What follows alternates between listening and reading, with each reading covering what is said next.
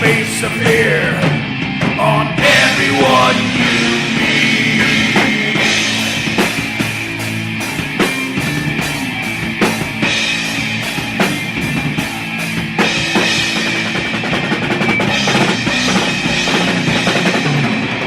They come on the street, they give their lives. We are the people.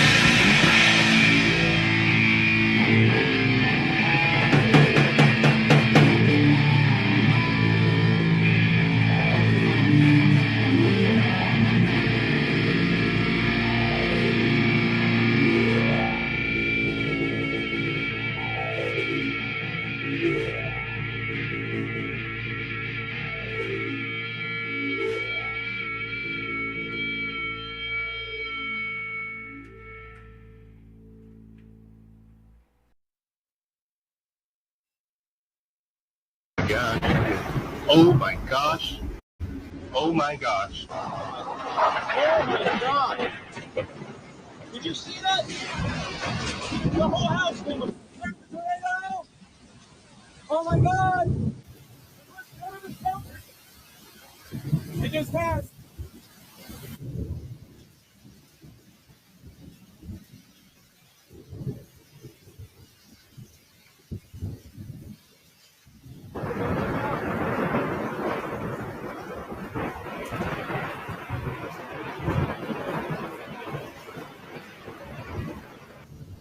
You're currently looking at footage of obviously a tornado yesterday in Wisconsin. The whole damn country has been experiencing a lot of severe weather lately. Who's got their climate change bingo card ready? I'm just kidding. Yeah, I guess there were some more tornadoes across Missouri today. So yeah, shout out to everyone who's had to deal with the crazy weather today. I guess they've also been having wildfires in northern Minnesota. So, prayers and cheers to everyone out there dealing with Mother Nature in their own ways. It's just been really hot here in the Great Plains of Kansas. Anyway, folks, welcome to Mild's Culture Plate. I am your host, Mild Kevin Miles, and it is Friday, May 16th, 2025. We got Still Life in the chat over on the YouTube. The rare occurrence, look at those numbers. We have more viewers on YouTube than Rumble. Where's my Rumblers at? And cheers and welcome to Shut Up, I Can Cook. How are you folks doing out there? Still Life and Cookie. Good seeing you. Good seeing you. So yeah, we're doing this Friday party. And look, this stream here may determine how much longer I continue doing this on a weekly basis. Because yeah, my numbers have not been great. Anyway, let's do this. Okay, let's get into the news, shall we? Let's go to Ohio. Let's go to Ohio, where there's currently a primary election for governor. And let's go ahead and look into it. Let's go ahead and look into this governor of Ohio election campaign. As Yost has suspended his governor's bid after the state GOP has decided to back Vivek Ramaswamy. Attorney General Dave Yost suspended his campaign after the state Republican Party endorsed his opponent, Vivek Ramaswamy. Yost said in an email that he made his decision because it became clear that his steep climb to the nomination has become a vertical cliff. He said public service is the reason he joined the race, and it's why he's choosing to leave it. I do not wish to divide my political party or my state with a chaotic battle over the small differences between my vision and that of my opponent. I'm simply not that important. Yost's decision came after he said he would consult with his supporters about the path forward following the Ohio GOP endorsement of Ramaswamy. The former presidential candidate and entrepreneur quickly became a front runner for the Republican nomination for governor, also winning endorsements from Trump and Elon Musk. The field could grow again, though, as Lieutenant Governor Jim Tressel has hinted he's considering a run. Yost also mentioned a possible political comeback from former Senator Sherrod Brown of Ohio, who said he's leaving his options open and may run for governor again or for Senate. Governor or again for Senate. Sorry. Yost said he'd continue to fight for the rest of his time as Attorney General. Suspects this is not his final chapter. We got Cookie says she does not trust Vivek Ramaswamy. What did Vivek ever do to you, Cookie? All right, so we got that. Starting a little slow, waiting for people to trickle in. So in the crime news, you folks been following these Louisiana prison systems?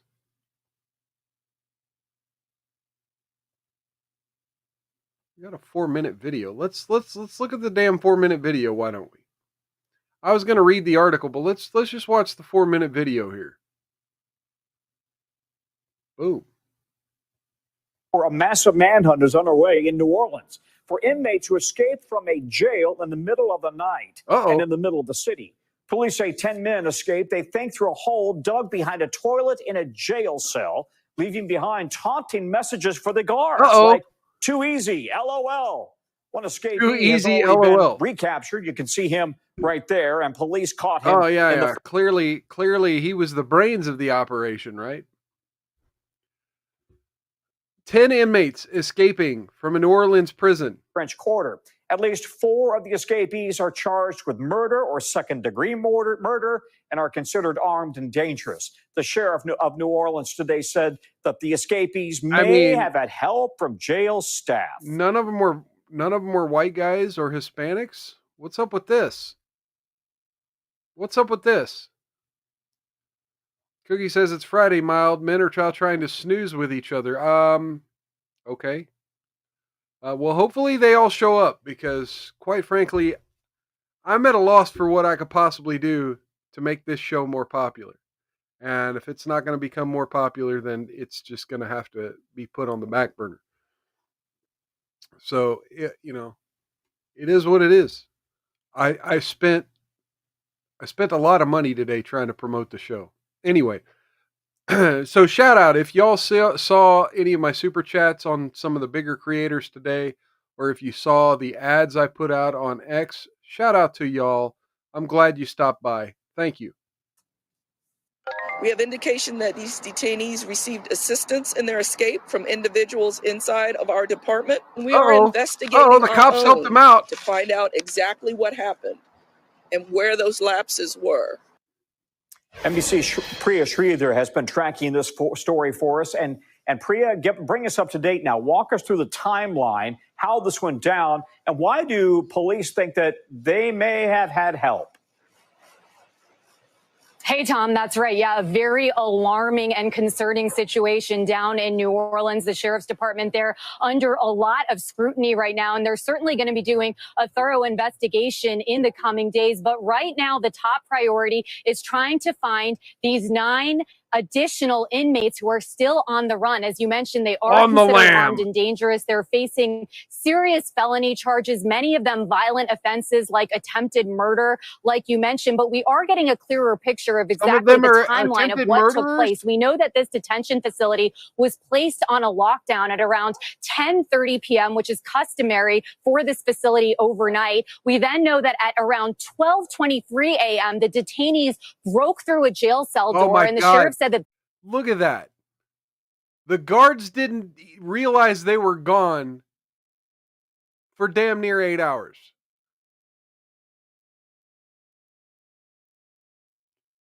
Cookie says, Mild, I meant men are trying to get with women tonight. Well, fellas, look, if you want to get with a woman, what you do is you invite her out, you get her in the car, you connect your phone to the Bluetooth, and you turn on Mild's Culture Plate. She's going to love hearing the news. Guys, this is the way to seal the deal right here. That was because of defective locks. At around 1:01 a.m., the detainees were able to exit a jail through a hole behind the toilet. The sheriff said that they actually used toiletry. Oh, man. Did they have to crawl out under, like, where the toilet pipe was? Like, was they getting doo-doo on their head? Potentially to remove some of the bolts to create that hole. Then it took around 7.5 hours for the sheriff. Oh, yeah. They were removing bolts. They were definitely getting doo-doo on them. You know, in the great immortal, Stephen King's a shithead, but in the movie Shawshank Redemption, dude had to swim through doo-doo to get out of prison. Hey, man, these guys were willing to get the doo-doo on them to get to their freedom. Sheriff's deputies to discover that these 10 inmates were missing when they were doing their routine head count at around 8:30 in the morning. Then about an hour later, the sheriff's department did notify the U.S. Marshals, and it was shortly after that the public was notified. And now they're facing a lot of questions about why it took so long for the rest of the community to find out. Let's take a listen to what the deputy chief of the Department of Corrections down there had to say about how this all unfolded. It was more than just a... Hang on. I think I got the answer to all this. Let's go back a frame. Looky here.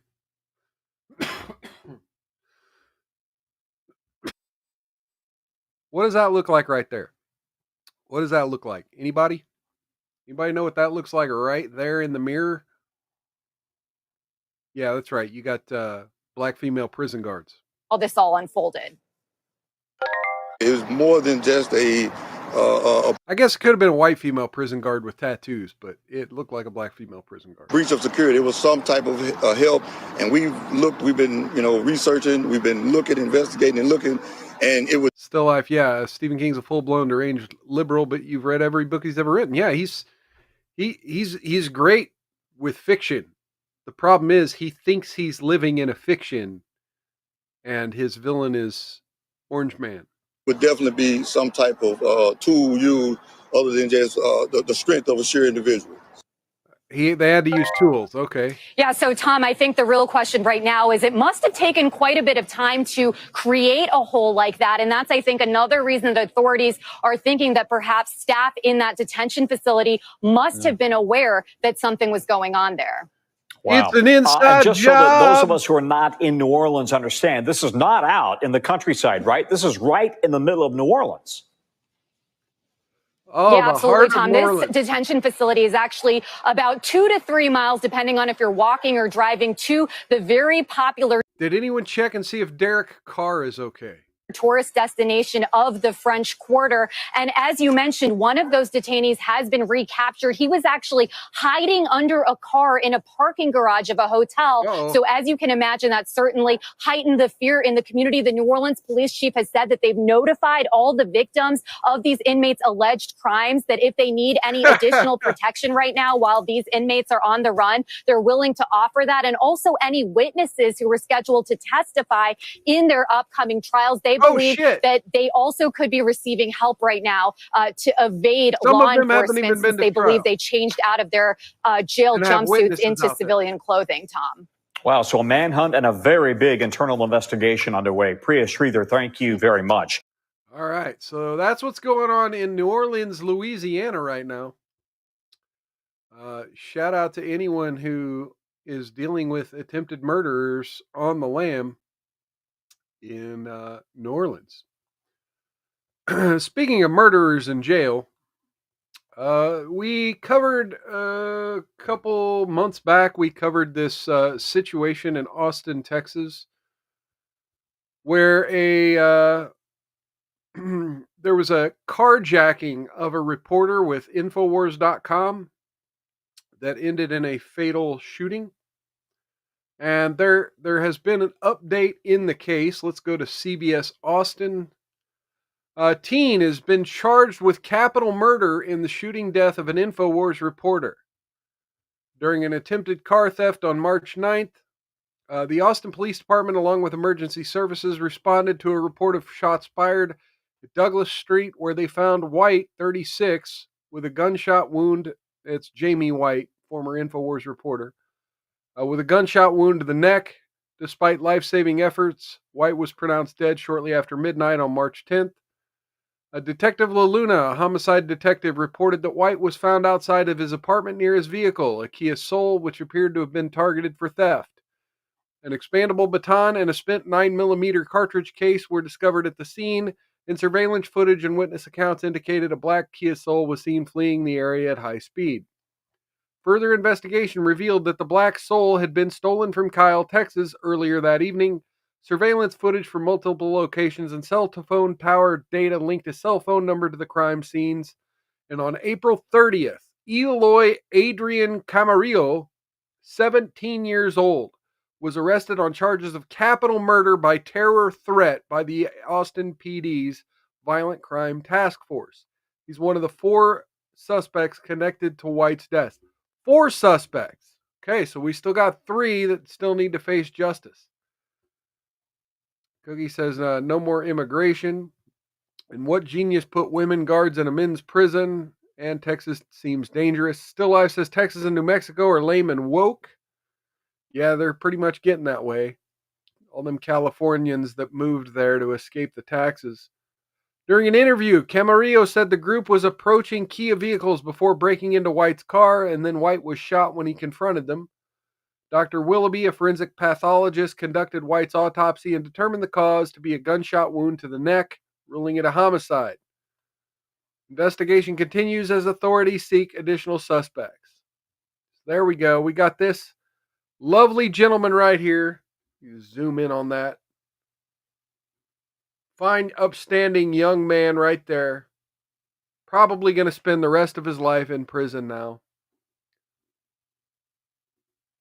Gotta love it. So, shout out again to the InfoWars and white families. Prayers go out to y'all, and definitely hope further justice happens in that case. You know, and people stay strapped. Stay strapped, and if you're thinking about carjacking someone, fuck around and find out. Cookie says he's a foreigner, Mild. I mean, I don't know. His skin color would suggest some sort of nationality. All right, now let's get back to political news, and we've got a few court cases we're going to cover on the show tonight. But let's get into this one. You know, we're talking about Trump making America great. Well, federal judges, some of them can make America great too. And federal judge strikes down workplace protections for transgender workers. This is from the AP. Claire Savage, a white woman. Got a white woman AP reporter here talking about protections for transgender workers. This is totally not going to be a leftist leaning article, right? Federal judge in Texas struck down guidance from a government agency establishing protections against workplace harassment based on gender identity and sexual orientation. Matthew Kaczmarek of the U.S. District Court for the Northern District of Texas determined that U.S. EEOC Commission exceeded its statutory authority when the agency issued guidance to employers against deliberately using the wrong pronouns for an employee. Wrong? Excuse me, what do you mean wrong? What do you mean wrong? I need to know what you mean by wrong here. Refusing them access to bathrooms corresponding with their gender identity. And barring employees from wearing dress code compliant clothing according to their gender identity because they may constitute forms of workplace harassment. Title VII of the Civil Rights Act protects employees and job applicants from employment discrimination based on race, color, religion, sex, and national origin. Notice it says the word sex and not gender right there. You notice that? Anyone else notice that? The word sex, not gender? The EEOC, which enforces workplace anti-discrimination laws, had updated its guidance on workplace harassment in April of last year under President Biden for the first time in 25 years.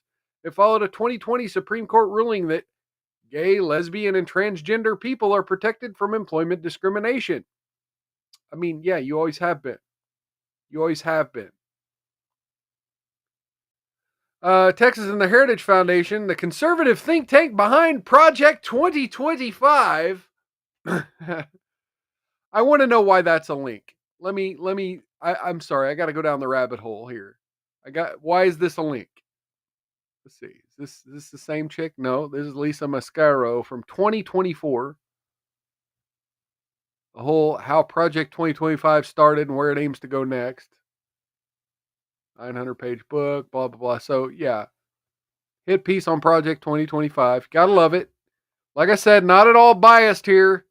AP, not biased at all. Think tank behind Project 2025 in August challenged the guidance, which the agency says it serves as a tool for employers to access compliance with anti-discrimination laws and is not legally binding. Kaczmarek disagreed, writing that the guidance creates mandatory standards from which legal consequences will necessarily flow if an employer fails to comply. Comply. Gotta love that word, comply.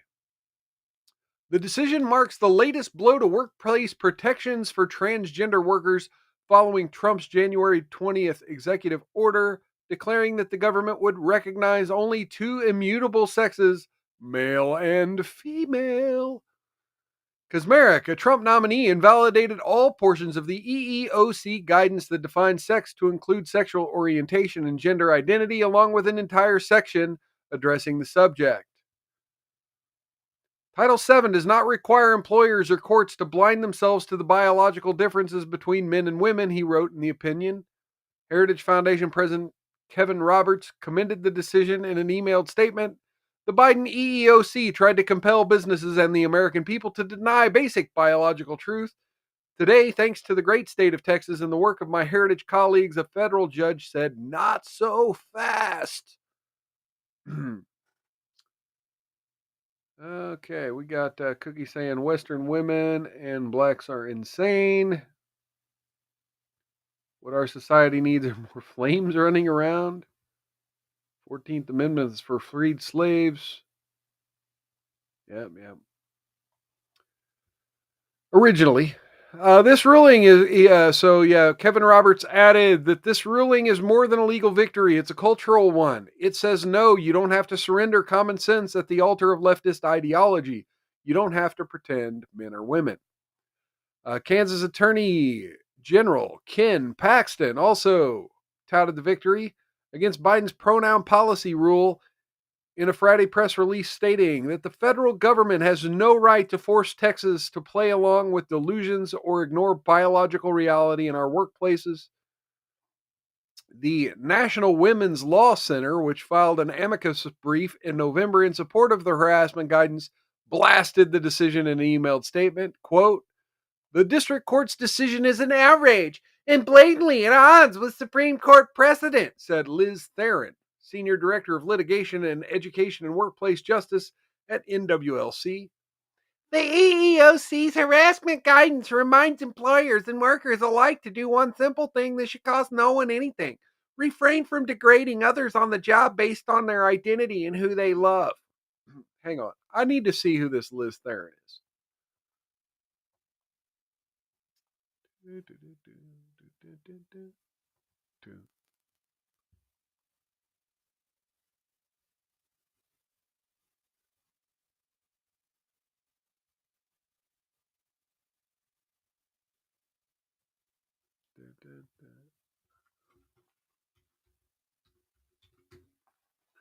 NWLC.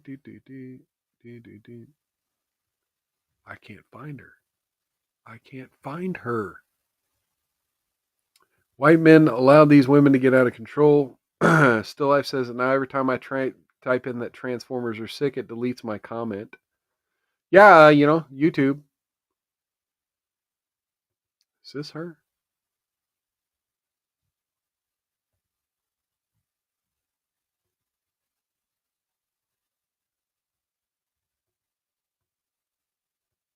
Huh. Weird. NWLC had a staff page, but it appears to be blank now.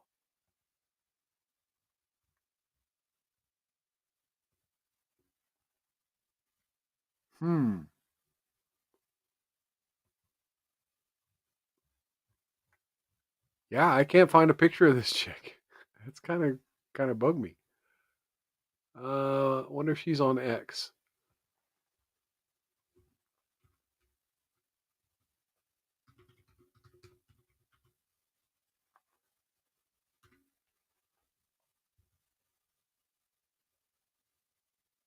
No, I'm not seeing.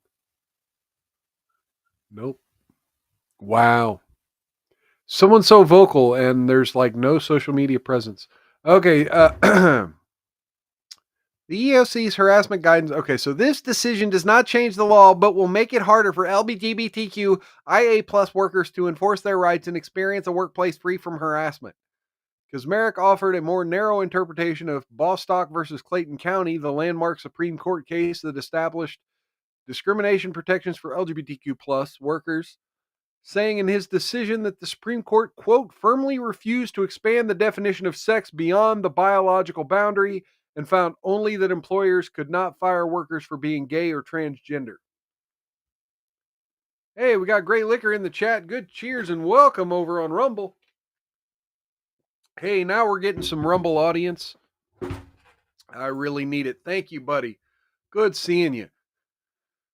Getting a little nervous there that Rumble was hiding me like YouTube hides Cookie's comments. Employment attorney Jonathan Segal, partner at Dwayne Morris's. Okay. Says, if you assume that a transgender employee has no rights beyond being fired for transgender status, you are likely construing their rights too narrowly under both federal and state law, which would put employers in a risky position. Yeah, I'm not going to necessarily read the rest of this. This is all opinion of random mofos. Trump appointee voted against the harassment guidelines. U.S. attorney in Florida. Yeah.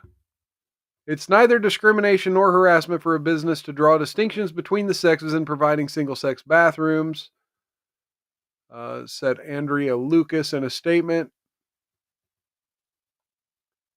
Okay. So, yeah, the EEOC standing up for common sense and gender. And you know what? I do not have my... Let's see. I do not have my frickin' soundboard up. Let's do this. Let's see if I can bring it up on my computer.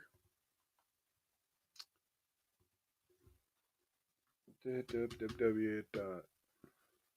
we go. Boom. Let's see if this works. Let me know if this works, folks.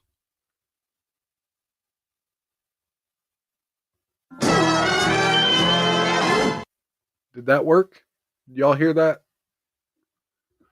Hopefully y'all heard that. Anyway, all right. So let's move on. Let's move on.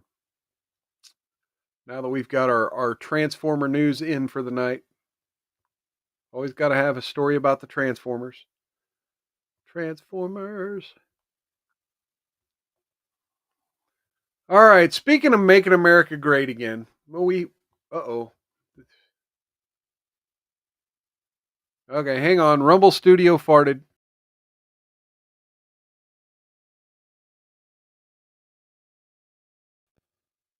Okay. There we go. There we go. Rumble Studio farted. Okay. Sorry your chat's disappeared from the screen. Hopefully they'll be back. Gotta go real quick and make sure nobody's been saying anything in the meantime. Still Life says YouTube won't let me comment, so I'm going to Rumble. Yes, yes. Please do. We could always use more love over on Rumble. Okay.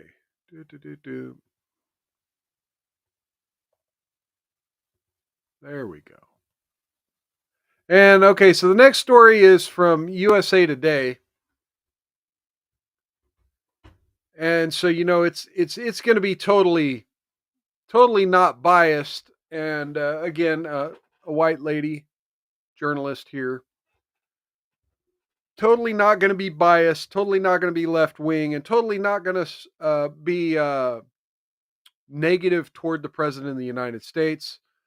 As we have a Florida inmate who was executed, and his last words were, "President Trump, keep making America great."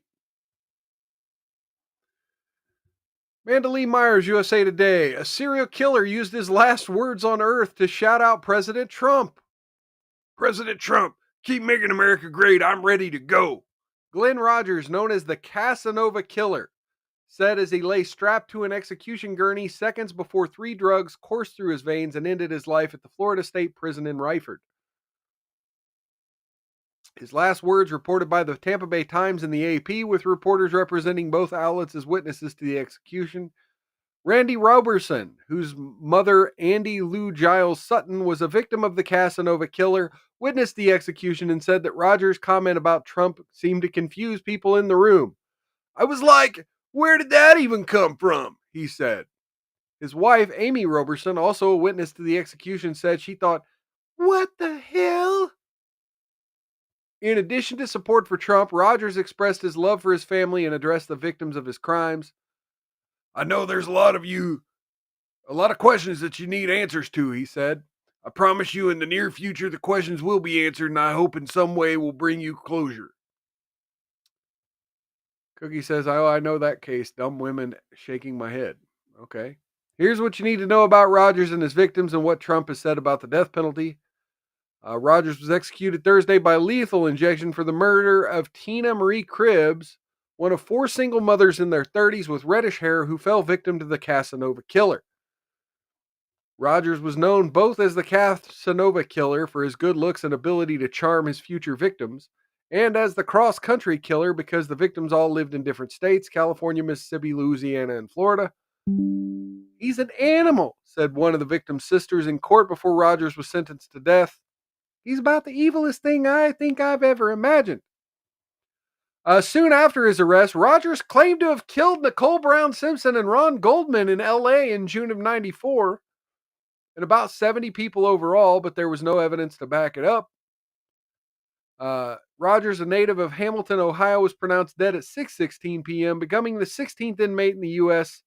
executed this year, and the 5th in Florida. Another 3 men are set to be executed in the U.S. next week in Texas, Indiana, and Tennessee.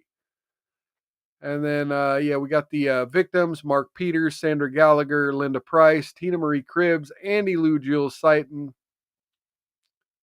And then what has Trump said about, we know Trump is for the death penalty. Should be used for migrants who kill Americans, people who killed police officers and drug dealers and human traffickers. So federal executions restored. He's making America great by killing dudes like you. Killing dudes like you. Serial killers. Getting them off the streets. All right. Let's get into some more political news. Da, da, da, da. Sorry, now it's going to be stuck in my head.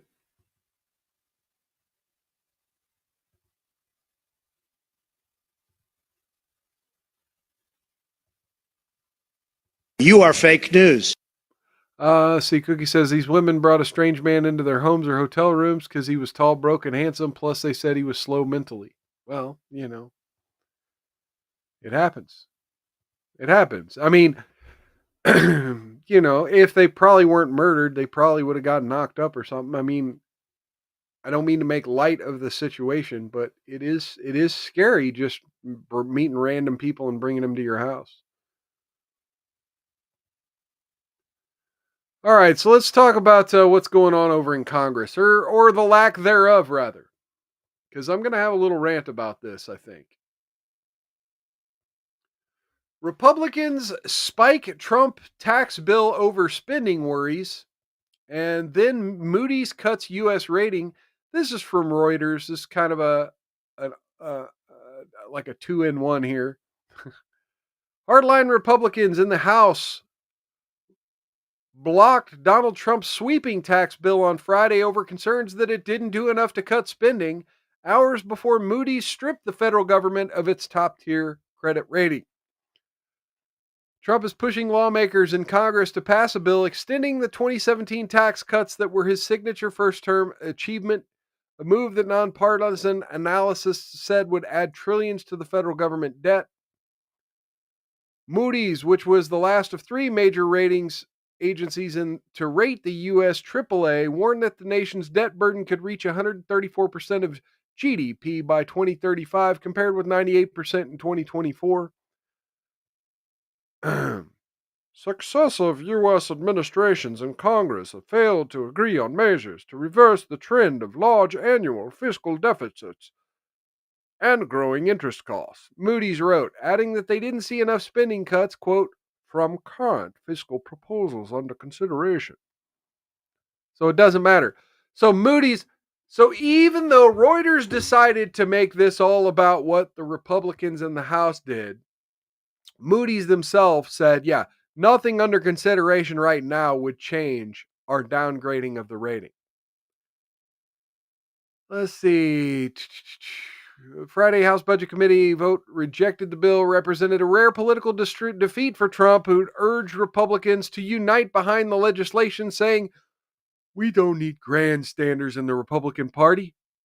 5 of 21 Republicans on the panel voted to block the measure, saying they would continue to withhold support unless Mike Johnson agreed to further cuts to the Medicaid health program for lower income Americans and the full repeal of Green New Deal implemented by Democrats. Representative Ralph Norman, hardline conservative, defended his decision. "This isn't a grandstand. We'll compromise somewhere, just not giving the farm." So there you have it. I'm not going to continue to read all this bullshit. But, we have a do-nothing Congress. And, instead of Mike Johnson getting his own fucking party together to cut spending, he's worried about working with Democrats to get extra votes. Why? I don't know. Is he concerned that this shit's not going to pass the Senate? Cookie says, get Kagan, Brown, and the other chick. You mean all 5 chicks. Get all 5 chicks off the SCOTUS.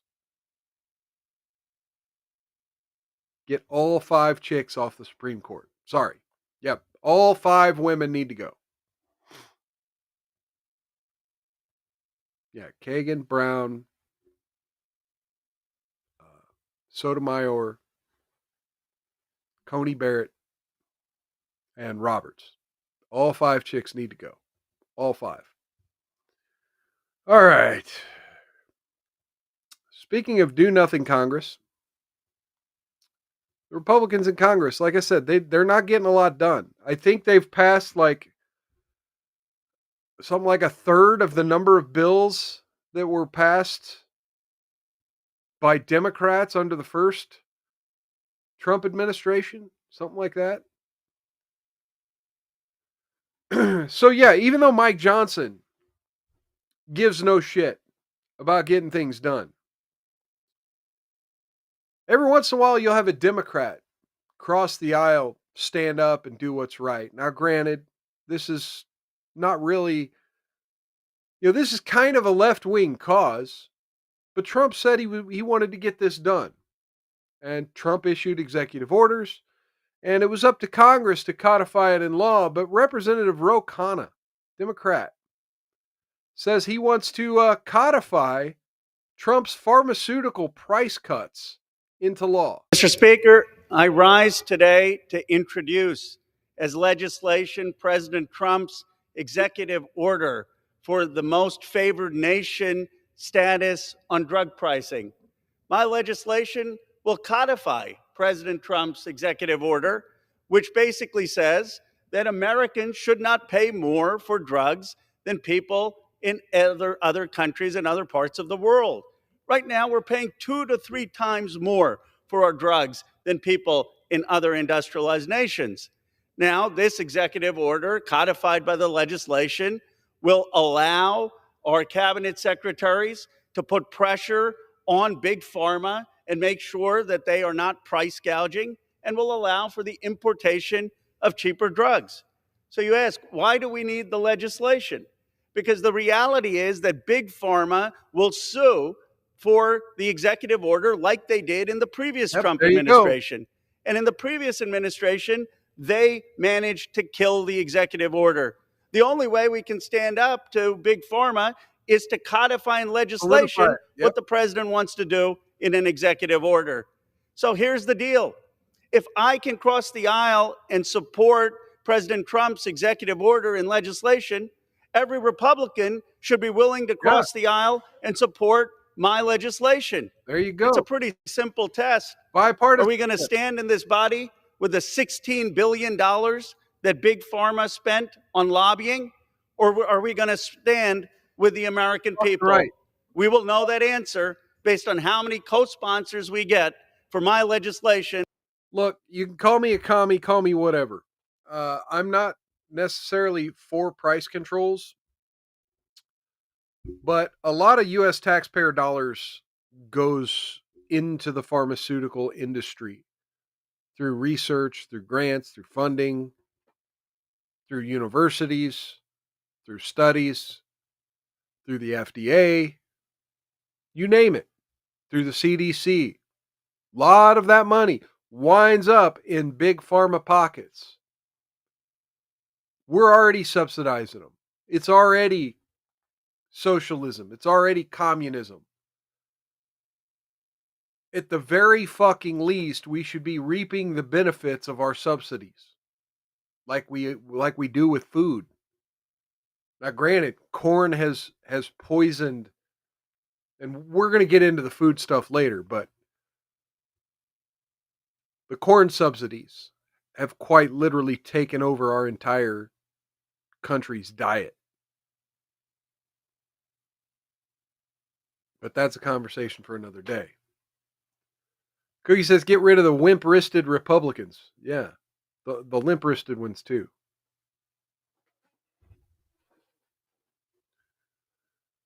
Come on in, y'all over there on Rumble. Come in, say hi in the chat. Let me know you're there. Let me know my advertising dollars didn't go to waste.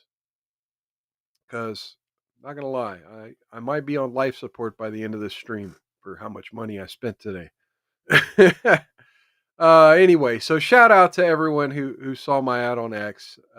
Shout out to everyone who saw my other advertising. Just trying to make it, yo. Just trying to I suck at marketing apparently. Anyway, so let's go ahead and bring that down. And again, several times over I've said screw Speaker Johnson. Mike Johnson sucks. Oh, and of course I give a shout out to my viewers on Rumble, and now like 2 of them left. That's awesome. Sorry. I know it's a little pathetic to complain about viewership, especially when I'm trying to hold on to the viewers I got. But you know, maybe we need a new class of politician. Maybe we need a new class of Democrats. Maybe people like Ro Khanna. Maybe we need some different Democrats here. Hey, we got Jonah Plain Man. Cheers and welcome. Good seeing you. Good seeing you. Let me give you a salute.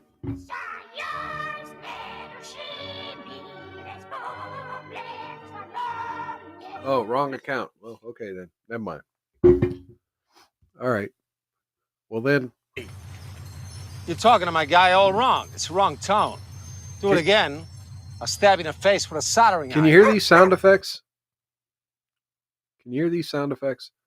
So we're definitely, ask ChatGPT or Grok about rebranding or advertising. I literally did. And I literally did exactly what they said. Literally did exactly what they said. Anyway. Oh, so let's do this.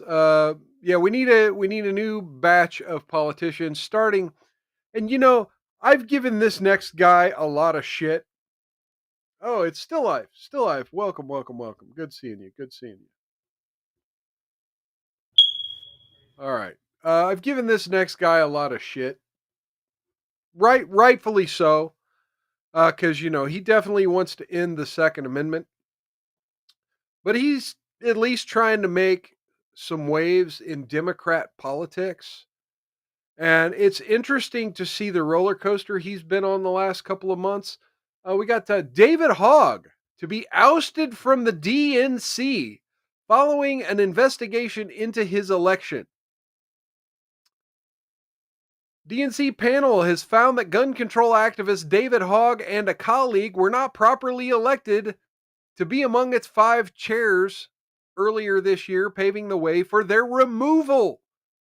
Hogg, 25, rose to national prominence after surviving the mass shooting that I thought he left. Like, he didn't survive. He survived because he wasn't there. He left and came back. At least that's what I heard. I don't know. Maybe I'm wrong. He has since become a vocal political commentator critical of Trump and the Democratic Party's failure to earn the trust of the electorate. Hogg made waves last month, announcing that his new organization, Leaders We Deserve, co-founded with Kevin Latta, the former campaign manager of Representative Maxwell Alejandro Frost, the Gen Z members of Congress intends to support the primary challengers to out-of-touch, ineffective House Democrats occupying safe congressional seats that it believes have not done enough to oppose Trump. In what has already been interpreted as an attack on that strategy, the DNC's Credential Committee on Monday upheld a complaint brought by Oklahoma activist Kaylin Free, who lost out on one of the vice chair positions in February 1st's elections and subsequently accused the DNC of breaking its own rules on, you ready for this, folks? Gender diversity, potentially invalidating the election. Rusty Rivers, cheers and welcome. Again, can you guys hear the sound effects? Can you guys hear the sound effects? Let's do, let's give you the careless whisper. Can you hear that?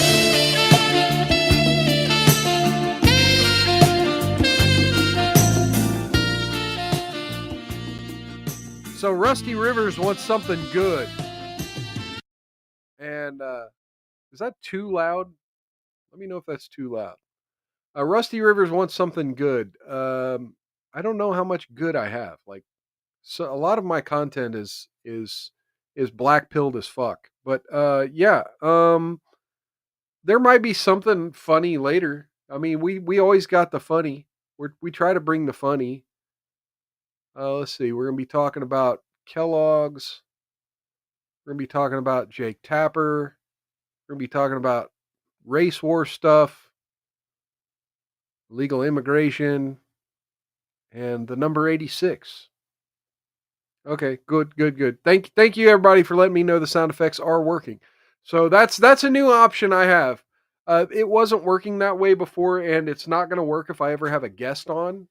But I can pipe in a loop of what I can listen to on the computer here. So that might help the feedback. Okay, so broke the rules on gender diversity. So it was illegal. It was against their party rules to elect a white guy. Literally against the party rules to elect a white guy. So they're going to have to invalidate the two white guys they elected. A full DNC vote will now be held on the committee's findings, which could mean new elections being staged with the same 5 candidates. Wait a minute. If it's illegal for the white guys to win, why are the 2 white guys going to be on the ballot again? Make it make sense, people. While this vote is based on how the DNC conducted its officers' elections, which I had nothing to do with, it's also impossible to ignore the broader context of my work to reform the party, which loomed large over this vote, Hogg responded in a statement. Oh, we have that statement, actually. Let me go ahead and bring that up.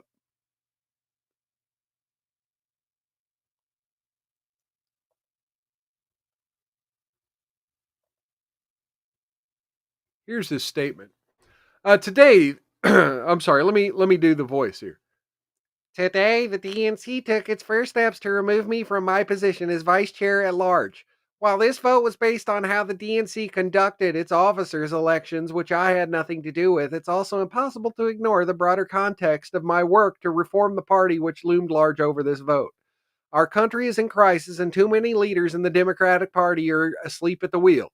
Trump is on a mission to crash our economy, disappear people without due process, and participate in flagrant public corruption, and voters still trust him more than Democrats. That's a massive indictment of our party.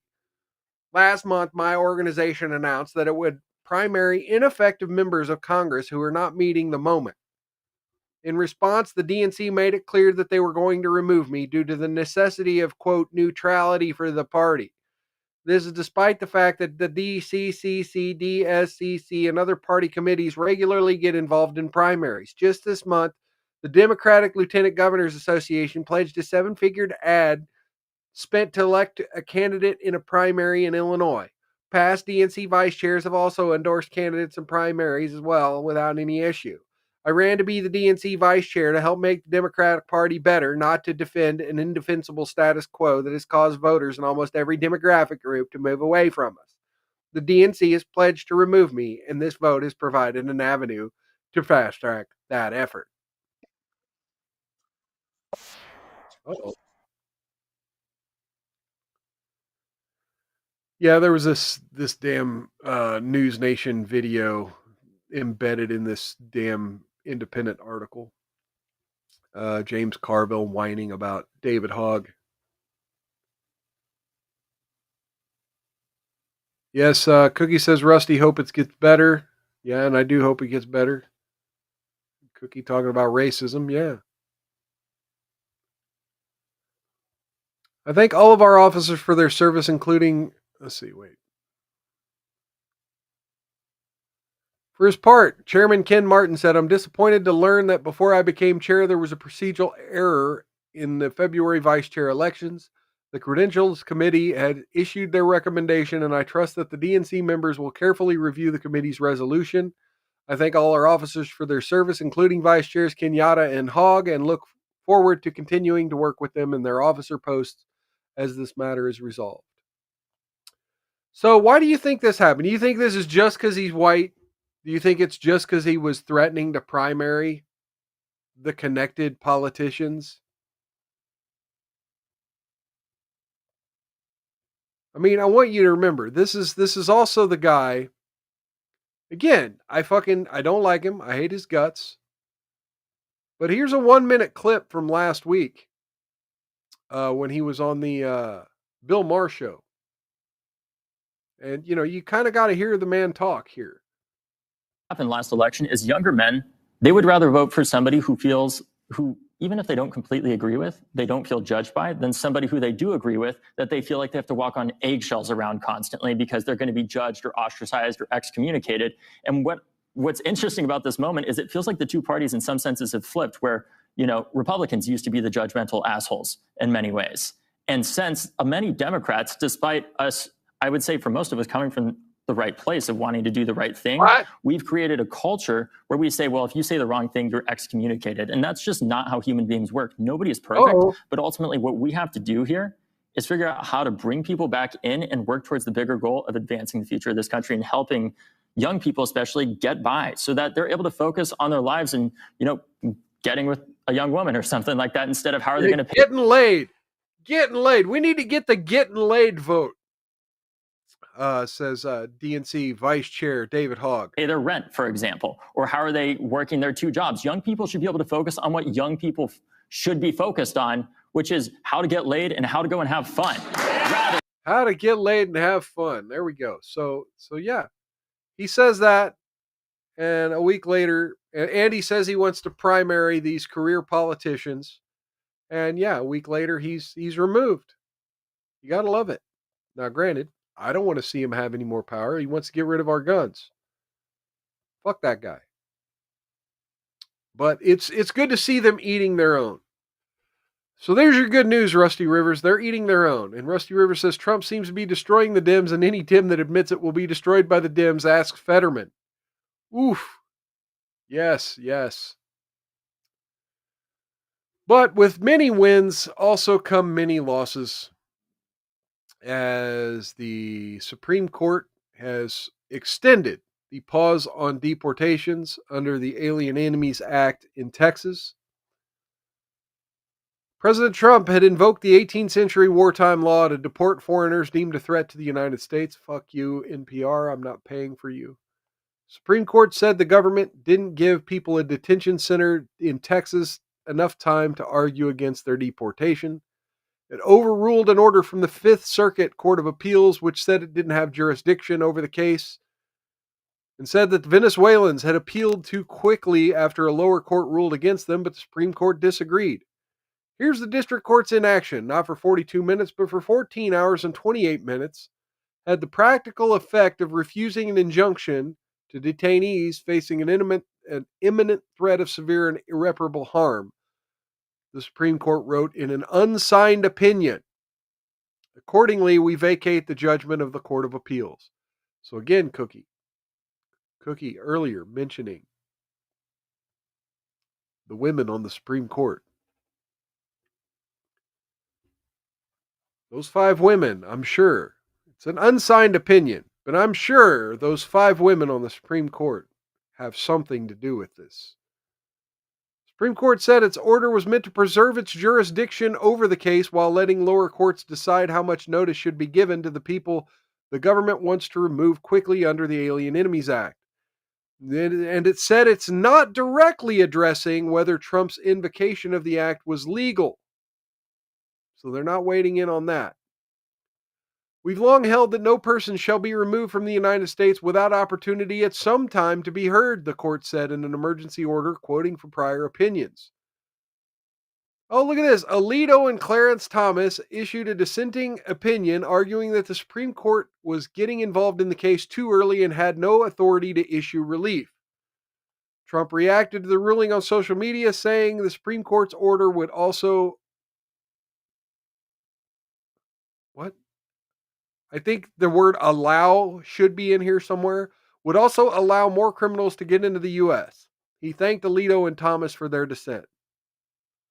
The Supreme Court has just ruled that the worst murderers, drug dealers, and gang members, and even those who are mentally insane, who came to our country illegally, are not allowed to be forced out without going through a long, protracted, and expensive legal process.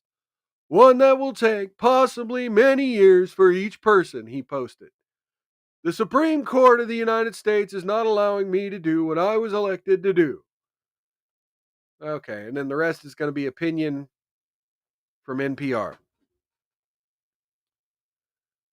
Still Life says, unless the sick cult based on self-righteousness and coveted means. Yeah. And with the lack of activity, I mean, now granted, again, I love you, Still Life, Rusty Rivers, Shut Up, I Can Cook. We had Great Liquor in there earlier. I love y'all. But man, I was hoping the chat would be hopping a little bit more. I am firing through all of my news articles at a record pace. But we're on the topic of immigration now. And I just wanted to point out one more time, as I've pointed out on my last few shows, that we are in an interesting time. And social media, in particular, has become a hotbed of clickbaity, divide and conquer bullshit. And look, I know everyone in my audience has their opinions on various aspects of race relations in the United States. I know you guys might think I'm a little milquetoast on some of that. That I'm not harsh enough advocate in the race war, so to speak. Rusty Rivers, I could interrupt more if you'd like. You know, I love interacting with the chat. I really do. It definitely lets me know that I'm not just up here doing a monologue, talking to myself. You know, I love having an audience. I eat it up. It definitely inspires the next rant I'm about to give, so to speak. Anyway, so yes, social media right now is definitely very race war adjacent. And I made a comment at some point last week that it seems like every single day there's a new race war. There's a new clip with racial energy, with divide and conquer intent that seems to just go viral out of nowhere. And while I definitely want to completely disagree and disavow what James Lindsay and Jordan Peterson and these types have been talking about with the woke right, there are some identitarians online, some collectivists, some white collectivists, who do seem to be pushing for a lot of things to go viral that maybe don't need to go viral. And maybe they do. Maybe they do need to go viral, because I'm also seeing a certain amount of pushback, even by black conservatives. So some of these conversations we do need to have. And we definitely, in the area of immigration, have had a hot one on our hands this week, as we had refugees from the nation of South Africa.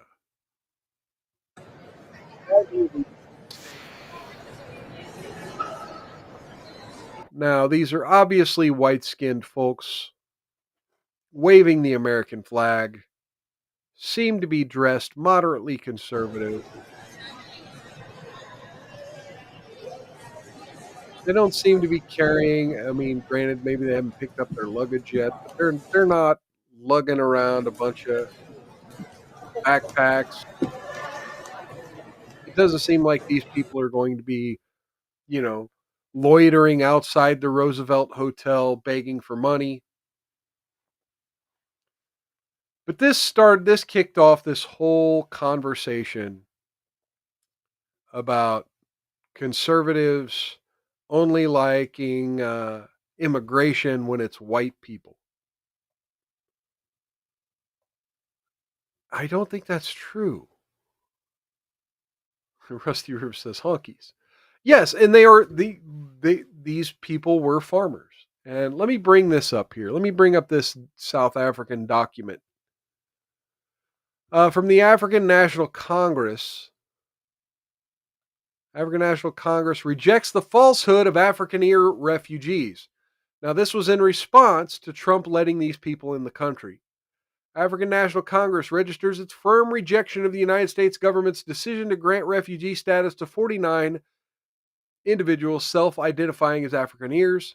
Let it be categorically stated that no Afrikaner refugees in South Africa. No section of our society is hounded, persecuted, or subject to ethnic victimization. These claims are a fabrication and a cowardly political construct designed to delegitimize our democracy and insult the sacrifices made by generations who fought for freedom. This year, as we commemorate the 70th anniversary of the Freedom Charter, we recall its enduring truth that South Africa belongs to all who live in it, black and white. This is further enshrined in our Constitution, which affirms equity, dignity, and non-racialism as the bedrock of national life. Let's see. Still Life says that's probably Musk's family. Cookie says bring the South Africans in. Whites, blacks already threatening these people. Yep. What the instigators of this falsehood seek is not safety, but impunity from transformation. They flee not from persecution, but from justice, equality, and accountability for historic privilege. Okay. Historic privilege. So, this justice you seek is because these people actually did something? Because justice, equality, and accountability for historic privilege. I saw children in that clip.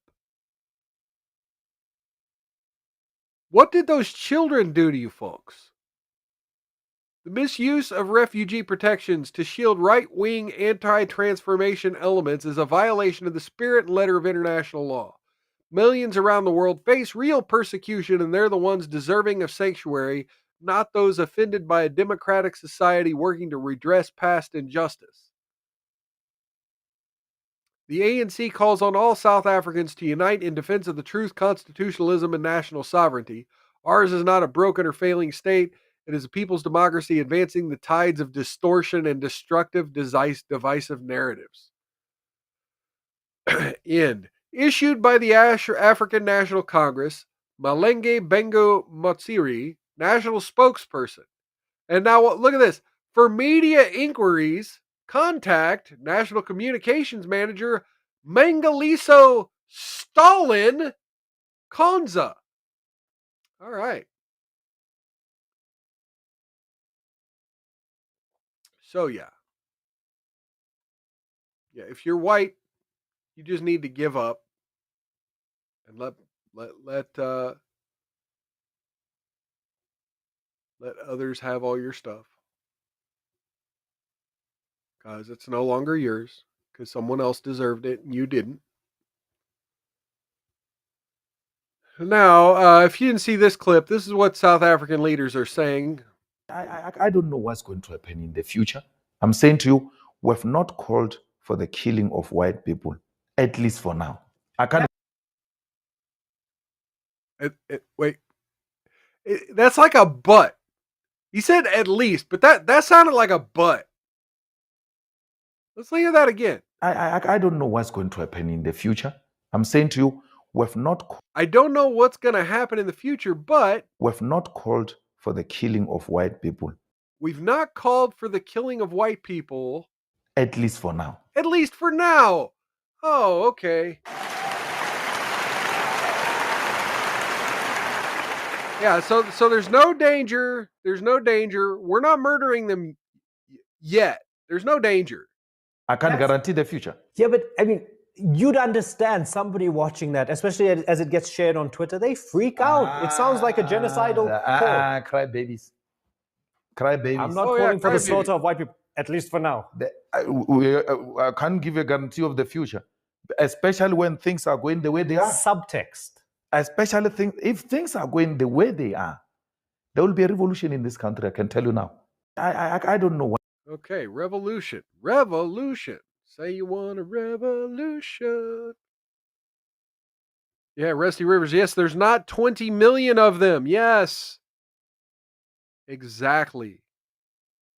And Cookie says they have been killing them, I've heard.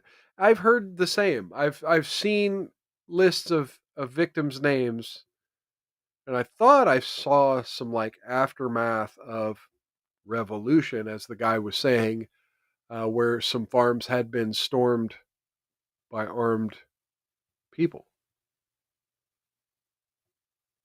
So, of course, this, as with everything on the internet, you have one thing that starts as one thing, and then it starts another conversation that starts another conversation. And before long, we're all talking about a completely different topic that started with this. And now we have Matt Walsh, that somehow this conversation about immigration has morphed into whether or not there's a home for white people. And this is going to be a 3.5-minute clip. Well, almost 4-minute clip from Matt Walsh. I want to go ahead and watch the whole thing, and I want to hear what his argument is for, whether or not white people have a home. This is the funny thing about who is considered native or not, who is considered an invader or not.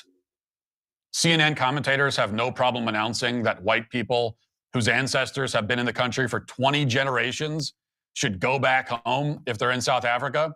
But try telling the Somalis in Minnesota to go back home. You'll be immediately labeled a far-right bigot. Even though the Somalis have been here for at most a couple of decades, some have been here for a couple of hours, but we're told that the Somalis have every right to be here. That we're told the Somalis, the moment they step foot here. Rusty Rivers, I think Cookie is asking for you to send nudes as proof that you're a man. They are just as American as anyone else. The moment the Somali steps foot in this country, they're just as American as you, even if your family's been here for 400 years. And yet the white South Africans are not South African even after 400 years. And Americans who can trace their lineage back several centuries, they just have to shut up and take it in this country. No matter where they are, maybe you've noticed white people, no matter where they are always the colonizers. Yes. And have no legitimate claim to whatever land they're on.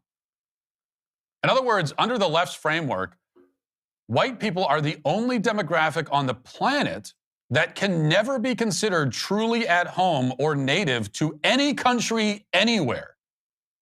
We'll be told that a white person's true home is Western Europe. And yet, if any white person in the UK claimed that it was a white country, they'd be condemned. They say to us in America that this isn't. Think about what he's saying here. The UK, England, Ireland, Germany, France, Italy. Are any of these countries white countries?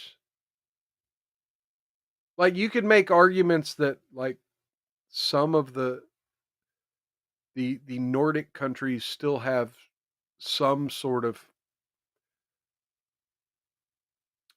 we call it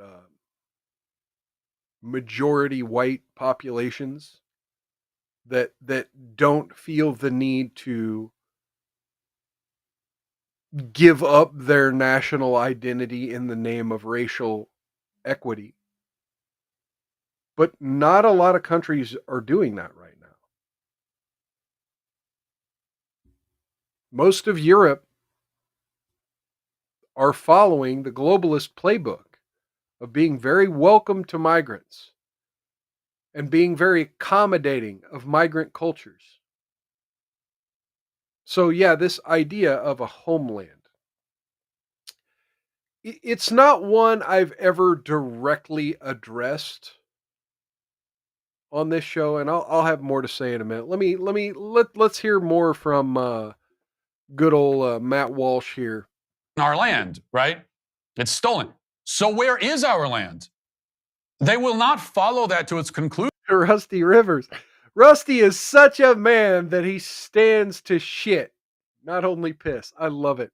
I fucking love it. That's a great visual, Rusty. Not that I'm visualizing you in particular, but just, I'm so manly, I stand at the urinal and let the turds flow out my rear. I love it. And say that, well, Europe is the white man's land. They're not going to say that. So where is it?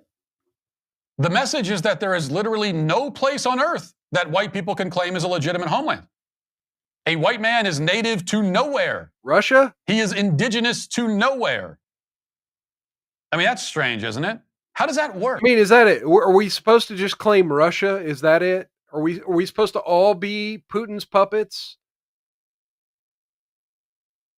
Are we supposed to all just identify as Russian and that be the only? And then Russia is just declared the big enemy ethno-state, the big bully of the world that everyone gets to beat up, just like it's okay to beat up white people.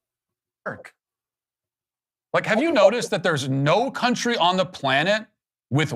Oh man, Rusty's talking about poop, and Cookie says he sounds sexy. All right. Nice to see that Cookie's into the scat play. White indigenous people? How is that possible? Where did the white people come from? Did they fall out of the sky like rain? Did they magically spawn out of thin air?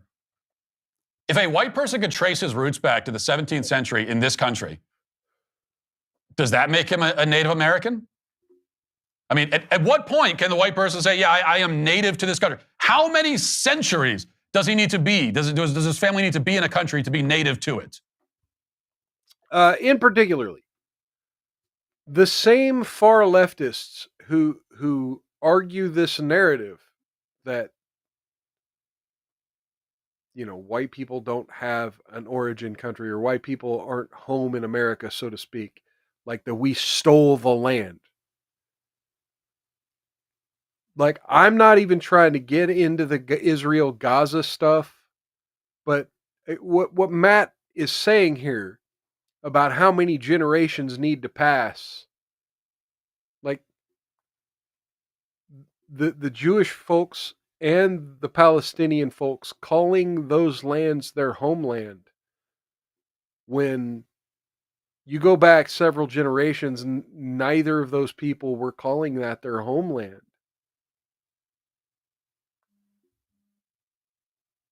Cookie says Miles jelly. I mean, I'm always a little jelly.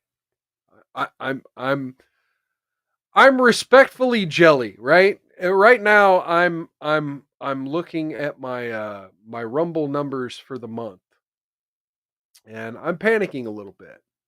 But I'm watching a lot of creators that I respect highly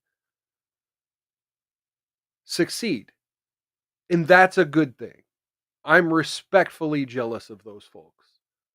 I don't know what the answer. I don't know what the magic secret is to gain a viewership on Rumble, but they found it, and I'm glad they have. And I wish all my friends on Rumble a lot of success, because I apparently don't have it.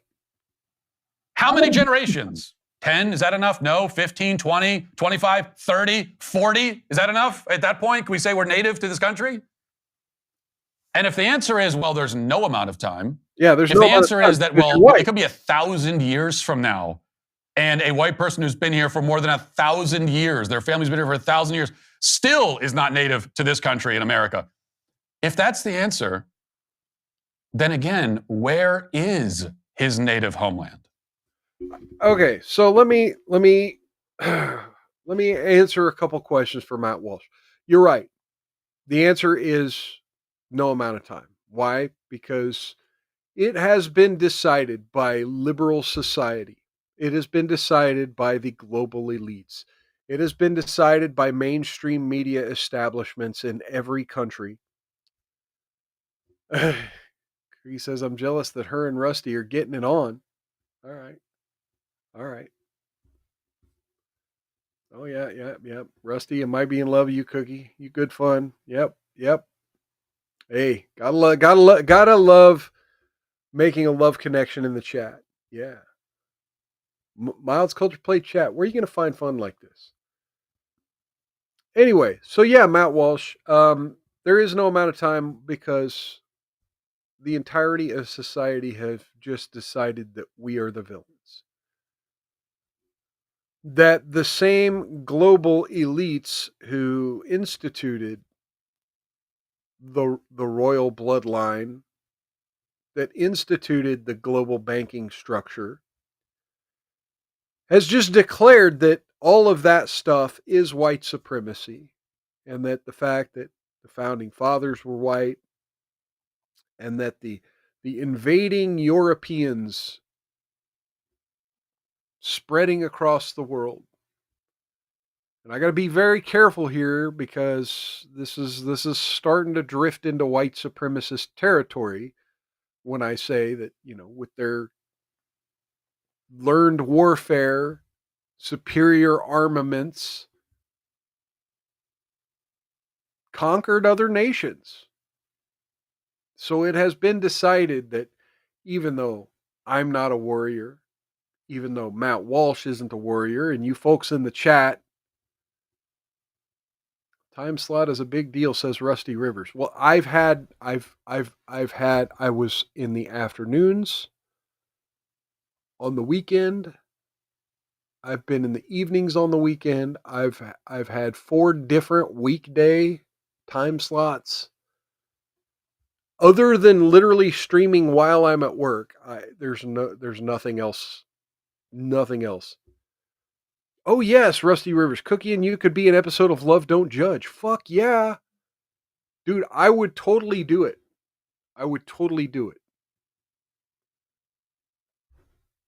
But anyway, yeah, Matt Walsh. Yeah, it has just been decided that no, we don't get one. And I would argue that to some degree we don't need a homeland. It's kind of like my slogan here at the show, outlast haters. Ultimately, as a race, we don't need a homeland. We just need a home. This is why I'm not for collectivism, because look, if you can maintain a certain property and you can maintain some sort of peace with your neighbors, even if that's through self-defense, that's enough of a home that you don't need a whole country of homogenous people that look like you. You don't need a cultural identity, because ultimately, this is where I'm going to get on to the left about. This is where I'm going to get on to the race baiters about. Because ultimately, when you love yourself, when you've outlasted the haters, when you've become educated, not to university sciences and STEM degrees, but when you become educated to the philosophies and harmonies that connect you with the earth and the love of others, ultimately, it doesn't matter how much society is changing outside of your sphere of influence. As long as you Cookie identifies as the Grand Wizard and wants Rusty's stats, okay, wants to know how tall Rusty is and wants to know if he's a 666 man. Says he may be a warlock.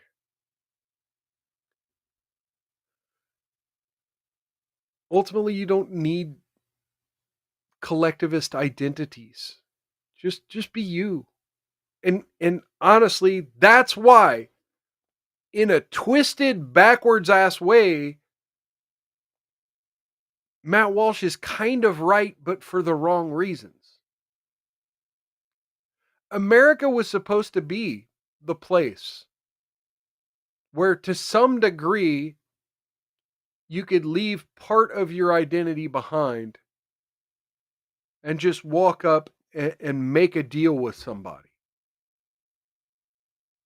Come up and have a contractual relationship with somebody. Come up and break bread. Wasn't that supposed to be the story of Thanksgiving before we were berated with all of the horrors of the genocide of Native Americans?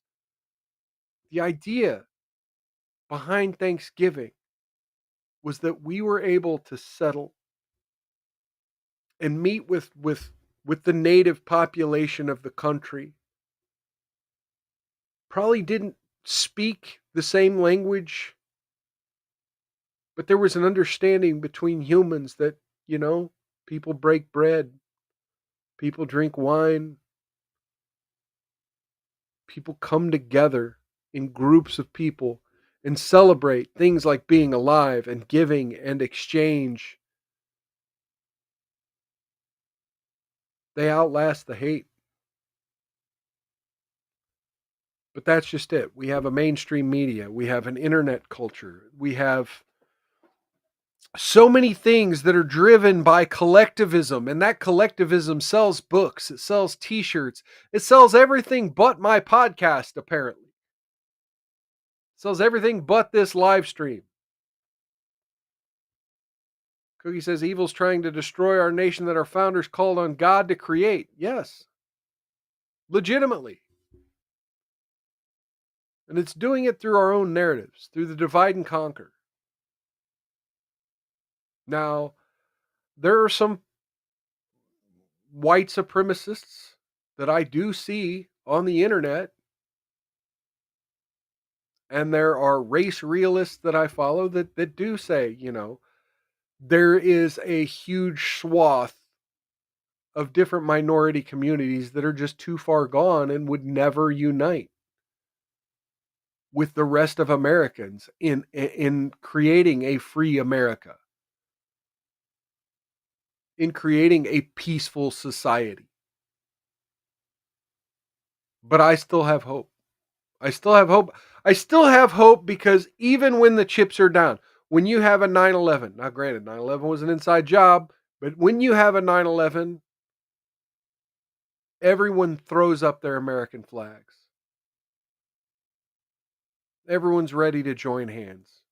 And even if it's a bullshit cause, there's still enough reasons that people unite around the idea of injustice. I've been watching this Karen Reed trial for the last 3 weeks. And Karen Reed is a whiny white woman who definitely was saying horrible things to her lover before he died. Definitely an alcoholic. But for all her flaws, she has gotten this immense amount of support on the internet from people who see her as a victim of police corruption, who see her as a victim of injustice. Now, again, I'm not going to get too deep into the Karen Reed trial and everything that's going on with that. But there are these little things that can unite us as Americans. The ideas of overcoming and outlasting the haters. Cookie says, Karen Reed nagged poor John all day till the day says, yeah, kind of. Again, I don't agree with a lot of her behavior, but I don't think that's proven she could have killed him. Anyway, not to debate that all night. Let's listen to the last 30 seconds of Matt Walsh here. And if he goes there, can he claim the title of native or indigenous? Can he say that the non-natives are invading or... Is that important? I mean, is the word native ultimately important? Do you need to have ties to a land somewhere, to borders? You know, as a libertarian, I shit on borders quite a bit. Now, granted, I think the United States borders are important. I think it's important to some degree that our laws have a regional boundary. But I don't think my blood is as connected to them as would be suggested by this rant by Matt Walsh. Stealing? Well, the left has no answer to any of those questions.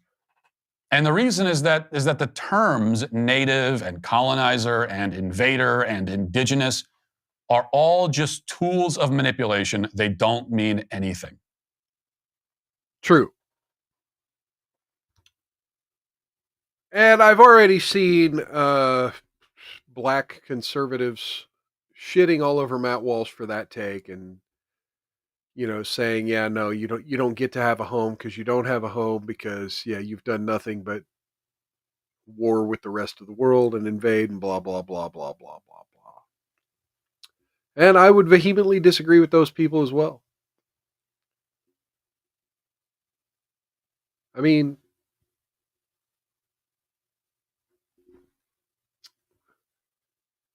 Cookie says, Rusty is turning me on. Show that, sir. I don't know.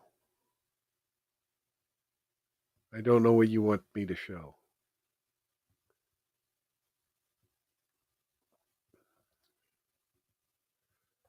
So this takes me all the way back to what I was saying about social media and the fact that every single day at least for the month of May, every single day we've had yet another racial scandal, another race war conversation erupting. I mean, look at this. Look at this. Bow, bitch, a rolling, a not a bow, bitch, a rolling, a not a bow, bitch, a rolling, a not a bow, bitch, a rolling, a not a bow, bitch, a rolling, a not a bow, bitch, a rolling, a not a. Look, this looks like maybe a college graduation. They look a little older than high school, but I could be wrong about that. This looks like a college graduation. I wouldn't dance like this. This seems a little excessive. It seems a little out of control, so to speak. But that's not for me to judge. Like, I'm not going to hate on someone for literally celebrating reaching the summit of their educational experience. Celebrate all you want. Now, granted, probably half of them have some sort of DEI degree in gender studies or race relations or, feminist dance theory. Now, I could be wrong about that. Or some sort of social justice law. I have no idea. I have no idea anything about this video. I'm making a lot of assumptions, a lot of stereotype assumptions. And you can say I'm racist for that, whatever. That's less of a stereotype. to me, I'm being less racist than I am criticizing our higher education system right now for the bullshit degrees it puts out there, claiming, oh yeah, we can get you an easy degree in easy subjects and you can make millions of dollars, and then you wind up, broke and owing a bunch of student loan money. Cookie says women are acting like a fool because no man is in charge. And Cookie says, Mild, as an American, cross my border, put me in charge. Nobody would breach our border or my sister Ann Coulter. Cookie says, Black Male Channel covered this yesterday as embarrassing, no men in sight. Yeah, that's the other thing. I mean, look, higher education has become a den of harpies. And again, I'm not hating on them for celebrating, though.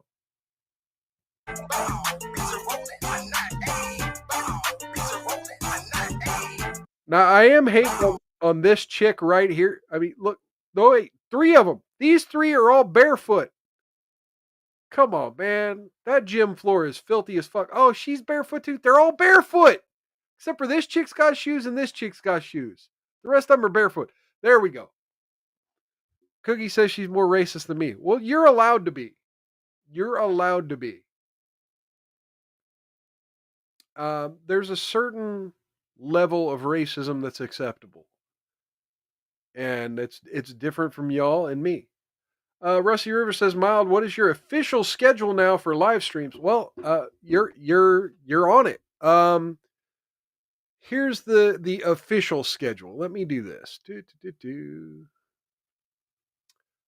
And you might say, well, this isn't enough. This is no wonder you're losing. Let me bring this up. This is my pinned post. My pinned post over on X is this. So this is the new schedule. The Culture Plate, Friday 6 to 9. That's what you're watching right now, right here on rumble.com/mild/live. And then every other Sunday, same bat time, same bat channel, every other Sunday, 6 to 9, rumble.com/mild/live is some sort of Patriot Philosopher special. This past week, we watched a documentary. But yeah, these are Rumble Premium viewers only. So you have to be a Rumble Premium subscriber to watch the Patriot Philosopher Sunday special. This past week, we watched a documentary about January 6th. It was pretty interesting.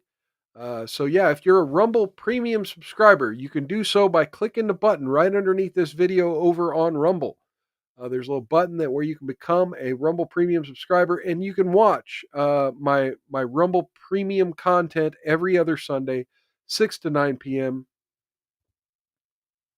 And then, of course, over on my gaming channel, links down in the description, every Monday and Thursday, I've been playing Baldur's Gate 3. I may be mixing in some other games. I will be getting a Nintendo Switch dock that hooks up to my PC, and I might try to play some Legend of Zelda or some other stuff. So looking forward to mixing up some of my gaming content. I do think the Baldur's Gate is starting to get a little bit stale. But yeah, I'm getting kind of close to the end of Baldur's Gate 3, so I'm definitely looking forward to continuing the gaming streams as long as I possibly can here on Mild's Culture Plate. Thank you for the question, Rusty Rivers. But yeah, I do definitely invite everyone back here to the Culture Plate. I decided, with as much time as it takes to get content, that doing 1 3-hour show ultimately was going to be better than doing 2 1-hour shows, because it literally took up 2 entire evenings, and I wasn't really gaining more viewers by having 2 shows for the Culture Plate show. Having the Wednesday and Saturday, I was getting maybe 2, 3 to 5 viewers a lot of the time. Cookie says, is the game thing free? And let us ask Nick how we can help your channel. I doubt Nick would help me. I've said a lot of negative things about Nick and his lifestyle choices. But I have taken a lot of the general advice Nick has given out on his channel. And for those of you who may not know who we're talking about Nick Rekieta, the LawTube Pope, as he likes to call himself. Is the game thing free? Yes, my gaming channel. It's live on Rumble or Twitch right there. You see the links down in the description. Yeah, every Monday and Thursday you can watch me play Baldur's Gate. Absolutely free on Rumble or Twitch. I do not make people pay to watch me play video games.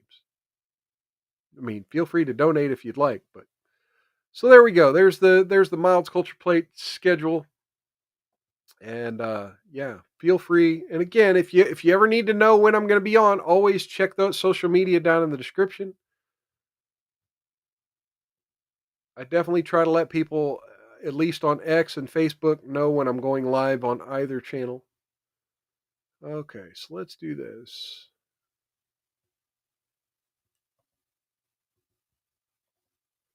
Another thing that happened this week.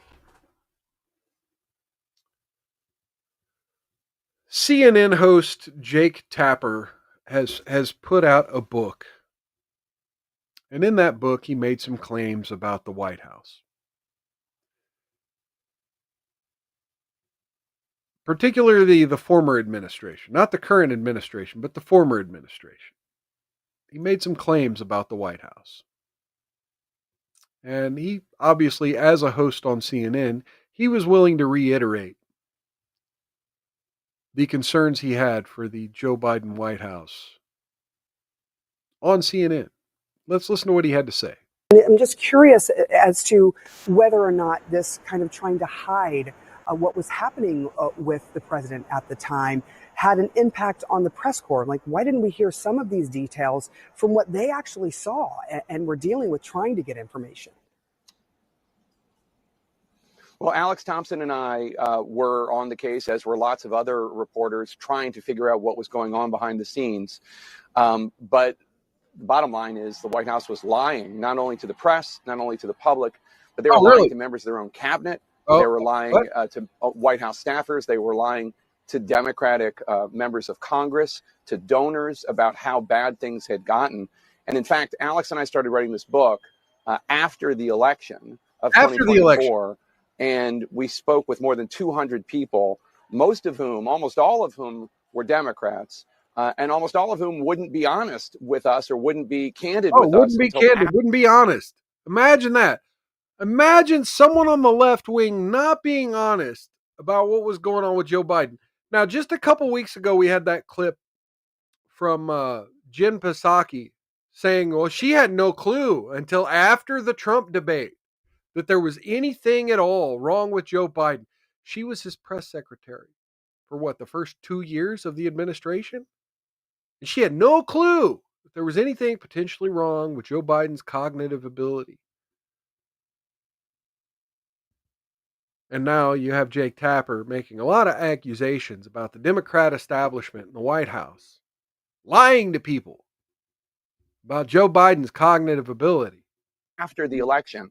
And then after the election, we found out all of these things that when you looked at what was going on with President Biden, it was after the election. Probably. It was after the election. It wasn't, again, like Jen Psaki said, it wasn't after the debate, the Trump debate. Several months before the election. And upon which time they decided to do a bait and switch and throw Kamala Harris at us. It wasn't that time that anyone decided to admit there was something wrong, but it was after the election that we finally start getting people to tell the truth. It doesn't surprise you the extent to which he was deteriorating, but now we have anecdotes and facts about what was really going on behind the scenes with details that Democrats wouldn't share with us until after Election Day. Imagine that. Imagine that. Nobody would share anything until after Election Day. Well, wonder why. Wonder why. Would you literally lie to the American people just to have someone with a D next to their name in the White House?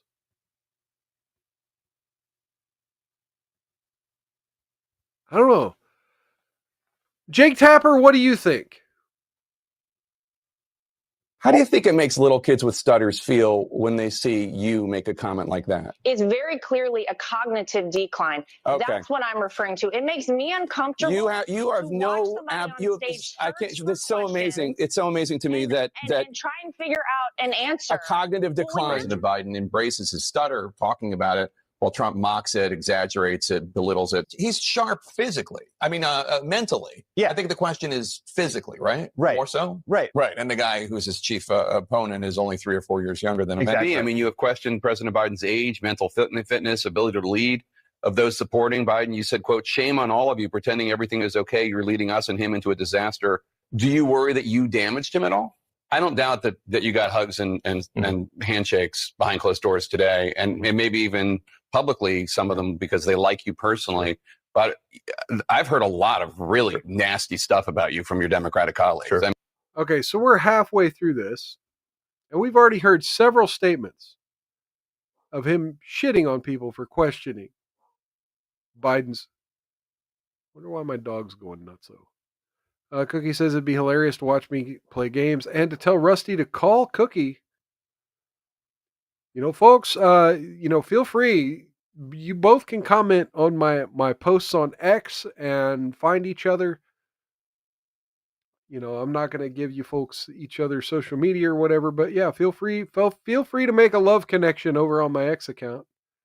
Russ Urier says, not trying to shill, but I think you could benefit from trying to hook up with Midnight in the Mountains. Seems like a good dude and seems open to helping others out. Okay.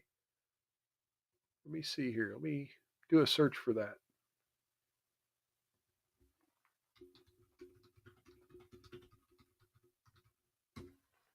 Look, if anyone in my my chat wants to recommend I follow someone, I'm going to follow them. There we go. Oh yeah, seems into, some of the same kind of content I'm into. Yeah, and I see we've got Timcast going on over there on Rumble.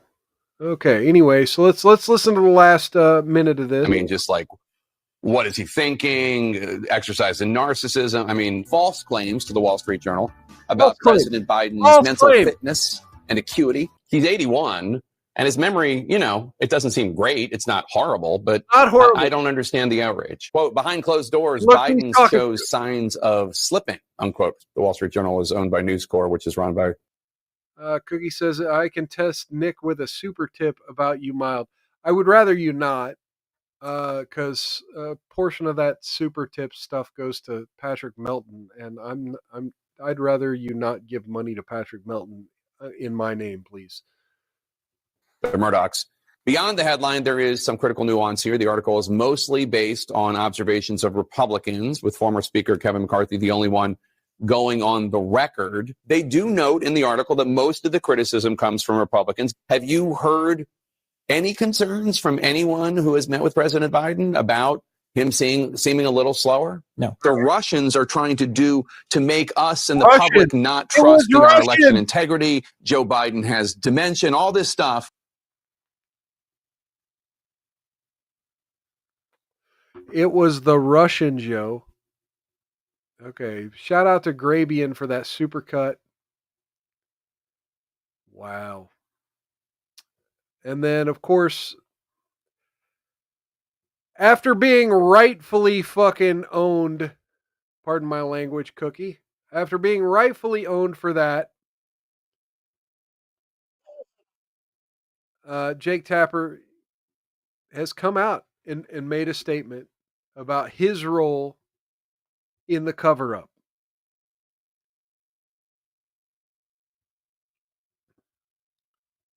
I mean, look, feel free to have a conversation with anyone you want.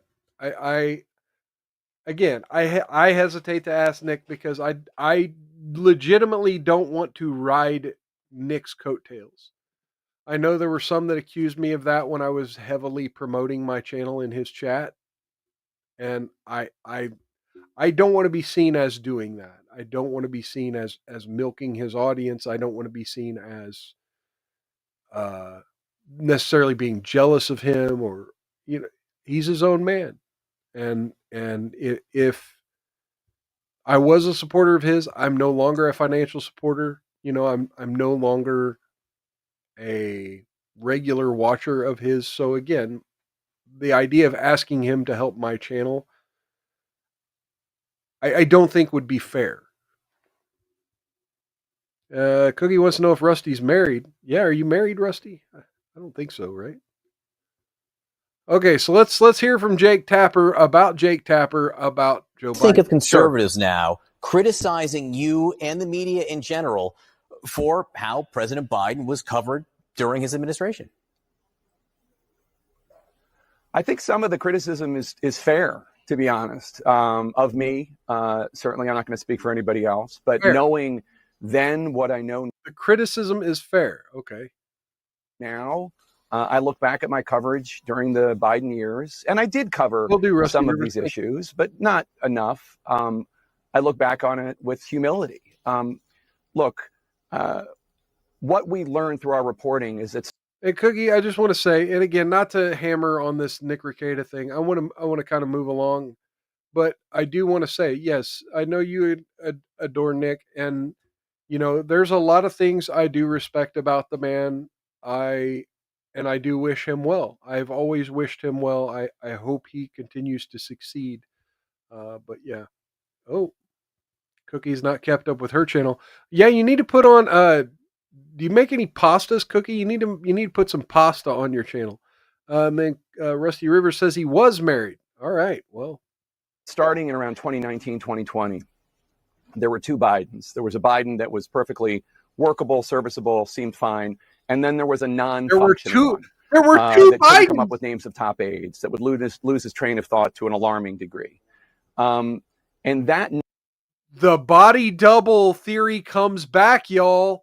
Non-functioning Biden reared his head increasingly over and over. It really seemed to exacerbate and get much worse in 2023, 2024. Okay, the rest of this is Fox News. This came from Fox News. Do y'all remember all the creepy videos where they showed it, like where there was like a line in his neck that looked like a mask? And like we would have this hyper focused, like active Joe Biden for like 3 or 4 appearances, and then the wandering off, the falling off his bike, Biden would come back every 4 or 5 days. So yeah, he's right. The Biden body double theory comes back thanks to Jake Tapper. Welcome to Conspiracy Theorism, Jake Tapper. Good to have you. Good to have you around. Okay, let's see. We're actually making a decent amount of time now that I've whined about my channel so much. And again, apologies to the chat if it does seem like I've whined a little much about it, but I do definitely have some decisions to make coming up in the future if things don't turn around for this channel. Let's see. Let's share this. Okay, so we talked a little bit about Texas a couple times tonight, and now we're going to get into Maha land, making America healthy again. Thank you to Kansas Attorney General Ken Paxton, as Texas opens up a probe into a breakfast cereal maker Kellogg over claims that it's healthy.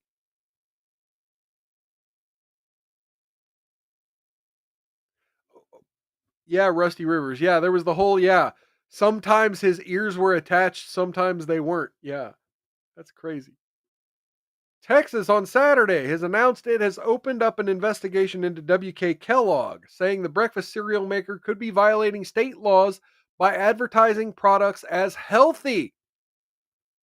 The Office of the State Attorney General Ken Paxton said in a statement that some of the company's breakfast cereals, which include Fruit Loops, Rice Krispies, Apple Jacks, and Frosted Flakes, are filled with petroleum-based artificial food colorings that have been linked to hyperactivity, obesity, and other health problems.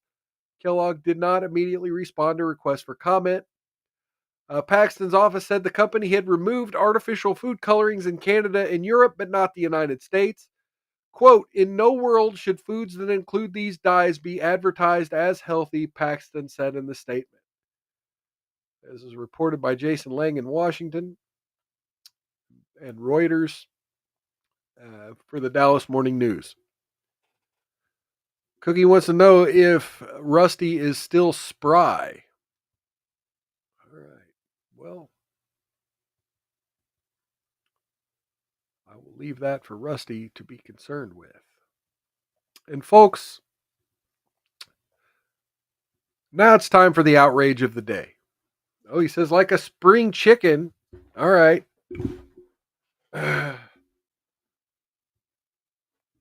You ready for the outrage of the day? You may have noticed the title of the live stream is 86.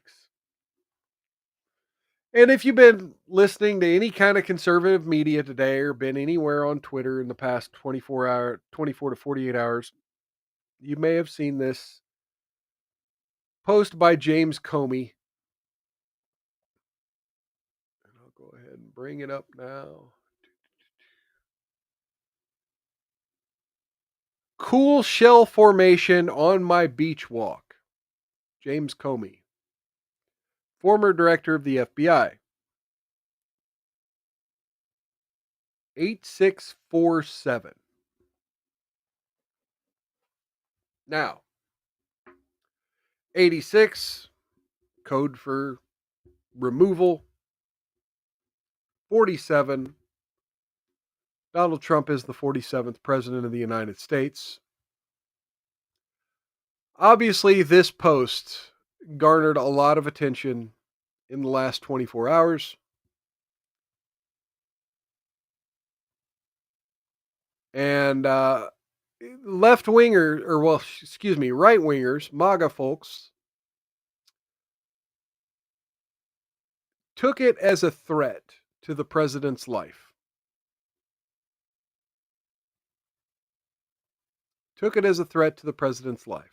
And after there was sort of a scandal starting to brew, James Comey then replied, I posted an earlier picture of some shells I saw today on a beach walk, which I assumed were a political message. I didn't realize some folks associate those numbers with violence. It never occurred to me, but I oppose violence of any kind, so I took the post down. And, okay. Kash Patel, FBI Director Kash Patel, posted, we're aware of the recent social media post by former FBI Director Comey directed at President Trump. We are in communication with the Secret Service and Director Curran. Primary jurisdiction is with the Secret Service on these matters, and we, the FBI, will provide necessary support. And then, all these right-wingers calling for arrest, people pointing out that Krasenstein's are also saying it. Left-wingers are showing instances where conservatives said 8646, and, there was that truck that had the decal on the back that made it look like an AI-generated graphic image of Joe Biden was tied up in the back of the truck. And so, left wings the right wings going fucking crazy. The left wings calling the crazy right wingers hypocrites. And literally right now on X, there's all these spaces and live videos of everyone talking about the Comey stuff and Comey being busted and Comey threatening Trump's life. And I will say that both sides are a little bit wrong and both sides are a little bit right. And you can call me milquetoast, you could call me a fence sitter, but again, this is more divide and conquer bullshit. This is more getting us to split fucking hairs about little differences that don't matter. Cookie wants to know what I'm talking about. I'm talking about the number 86. As such, I wanted to look into the number 86 because everyone's making claims about what the number 86 means. And definitely, when I try to fact check things, a lot of times I'll go to Grok or I'll go to an AI or I'll go to Wikipedia.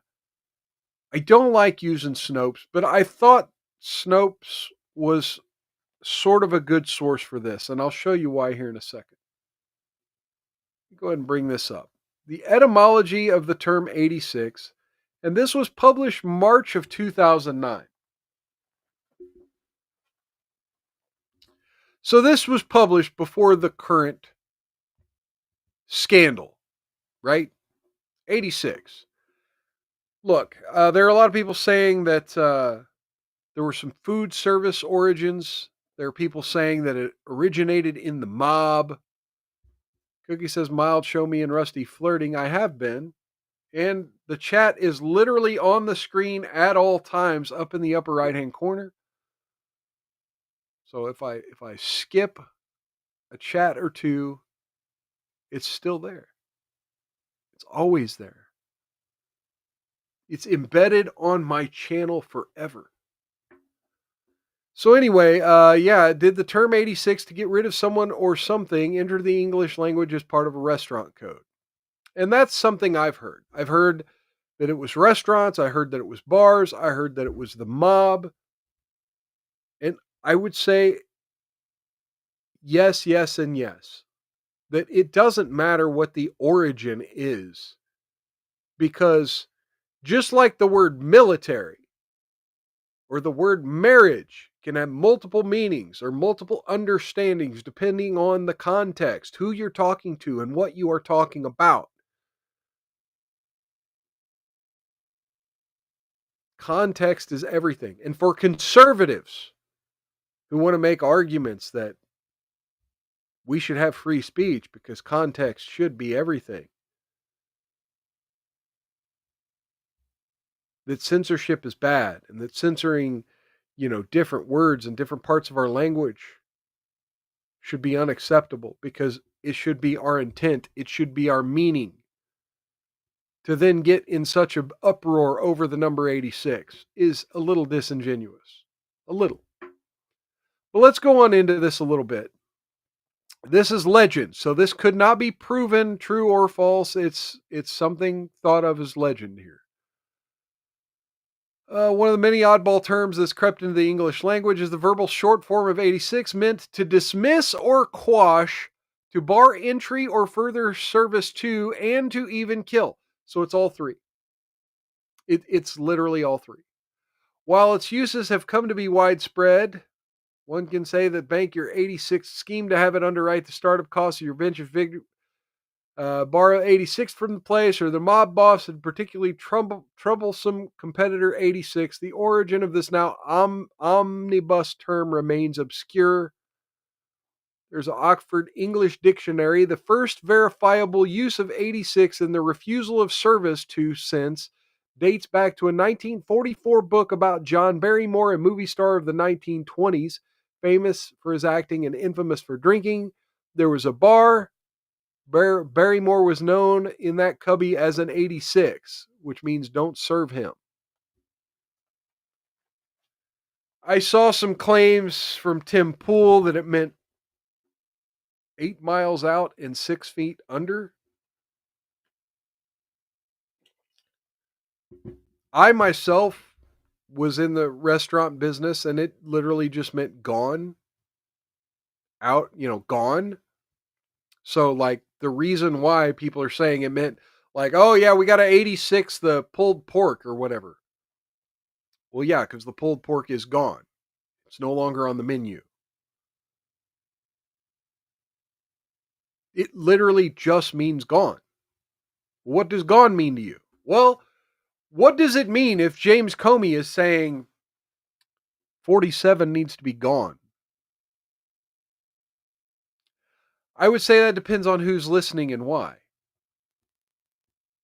And this is where we get into the meat and potatoes of this disagreement.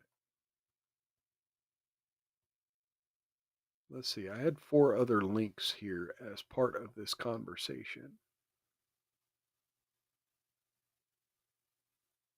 Here we go. This is exactly what I wanted.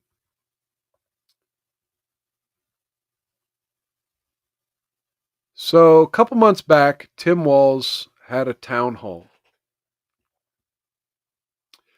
And there were plenty of left-wing activists at and around the town hall. And people were handed these coins by some activists. This is 8647, the same numbers that James Comey photographed in a rock formation. This is plant flowers bury fascists. Now, and of course there's an outline of Trump's head. Not quite sure what this outline is, but it says 8647.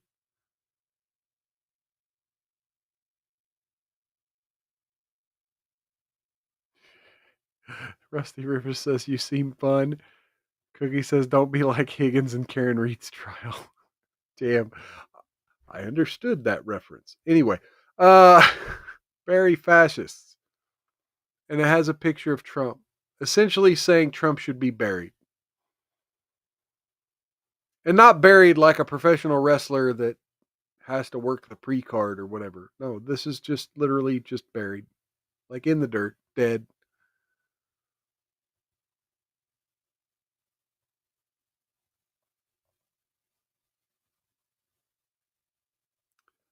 So again, who's your audience and who's saying it? These are important. Context is important.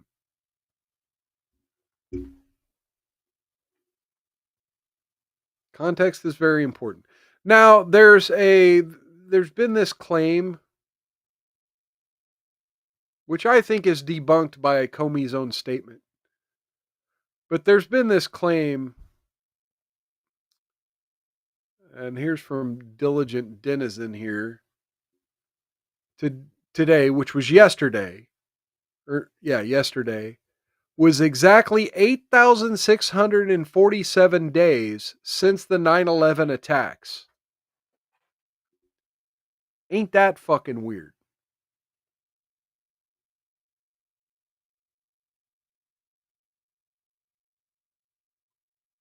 Ain't that fucking weird? Now, I don't think Comey knew that, and I think his statement that he assumed it was a political message kind of proves that. I don't think it mattered to him. I think he definitely meant to say Trump gone. Or Trump should be gone. I think that was the 8647 he was trying to say. But what does the former director of the FBI, what is he really trying to communicate? And what does he typically understand that the majority of the public, I wouldn't even say majority of the public, but I'll just say the overall reaction of the public is going to be when you put out code words for Trump gone. Uh-oh. Rusty Rivers says he's 72 and his junk is broken, and then says he's just testing sense of humor. And Cookie's all all over it. Now again, when you have activists out there handing out these coins at Tim Walz rallies, you know there's a certain segment of the population. And look, it's one thing to say, oh yeah, but Comey may not have known about the coins, or Comey may not have known that 8647 might mean that. And he says, I didn't know it meant that. The dude was director of the FBI. The guy literally wrote policy papers about dog whistles. The guy was literally working with organizations like the Southern Poverty Law Center and the ADL about dog whistles. The idea that the director of the FBI doesn't understand the implication of a dog whistle, doesn't understand Trump gone might be interpreted 8647 might be interpreted as, hey, we got to get rid of this guy. We got to get rid of this guy. That he doesn't understand that there might be extremists in the audience. Now, mind you, nobody's responsible for their audience. And I want to hereby say, I wholeheartedly support James Comey's right to say 8647. And I support people calling him out for saying it.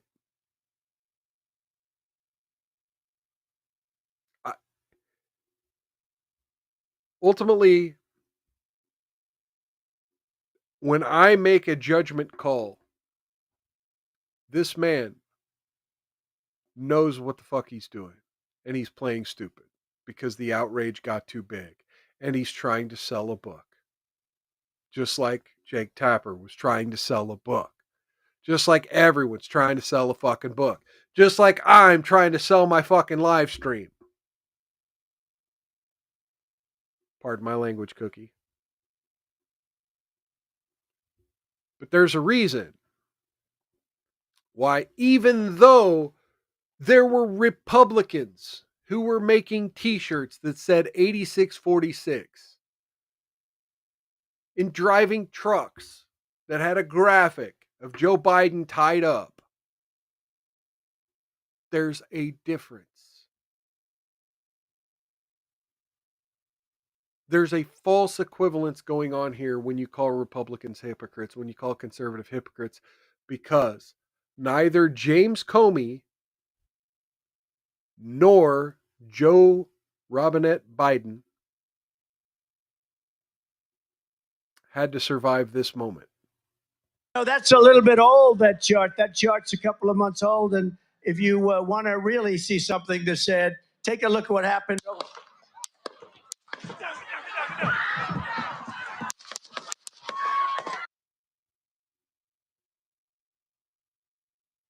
That kind of rhetoric does get people killed.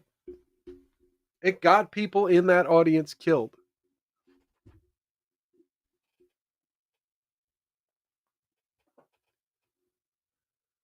And so, yeah, I fully support James Comey's right to say it,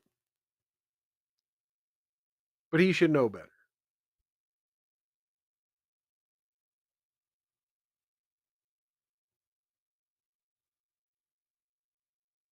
Because it's not the same.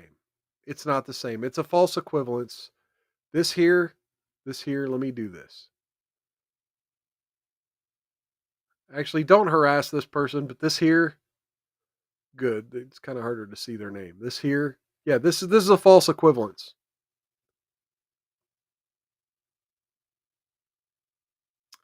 The public has never been made aware of an assassination attempt on Biden.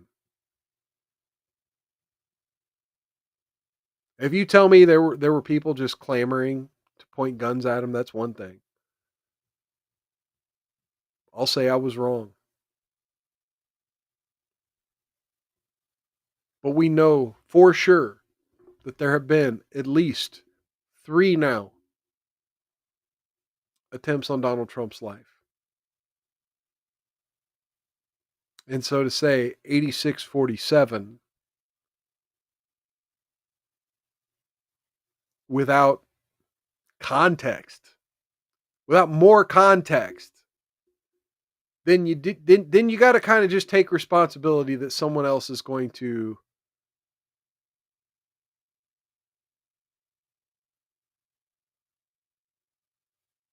take you out of context and misunderstand what your meaning is.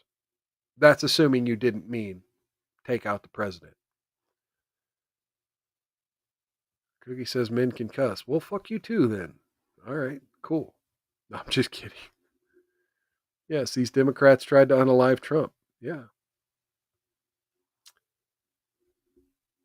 And, you know, it's just like there was the situation in, you know, back in the day, all the Antifa versus Proud Boys stuff. You had a guy get killed in Portland. You had a guy get killed in Denver.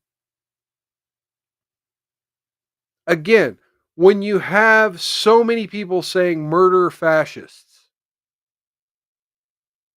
when the right wing makes murder jokes, like dropping commies out of a helicopter, it's literally a meme. It literally a meme. When left wingers start making murder jokes, sometimes it's time to check their medication. All right, folks. I think that's going to be it for the news today. Let's get into our favorite segment. And then I'm probably going to have to switch to like YouTube Shorts or do a call-in segment. If somebody wants to do a call-in segment, I'll do YouTube Shorts, roulette, or whatever. Thought I had enough stuff queued up. Okay, so let's do Love Don't Judge. If anyone happens to be catching Mild's Culture Plate for the first time, there's a YouTube channel out there called Love Don't Judge. And it's this idea that, you know, it's okay to have unique, unconventional relationships.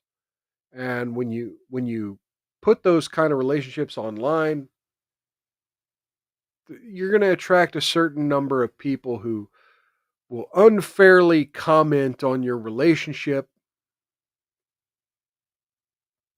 Cookie says, wow, no men since I was first 16-year-old. Boyfriend, black male, told his friends even they could not cuss around me.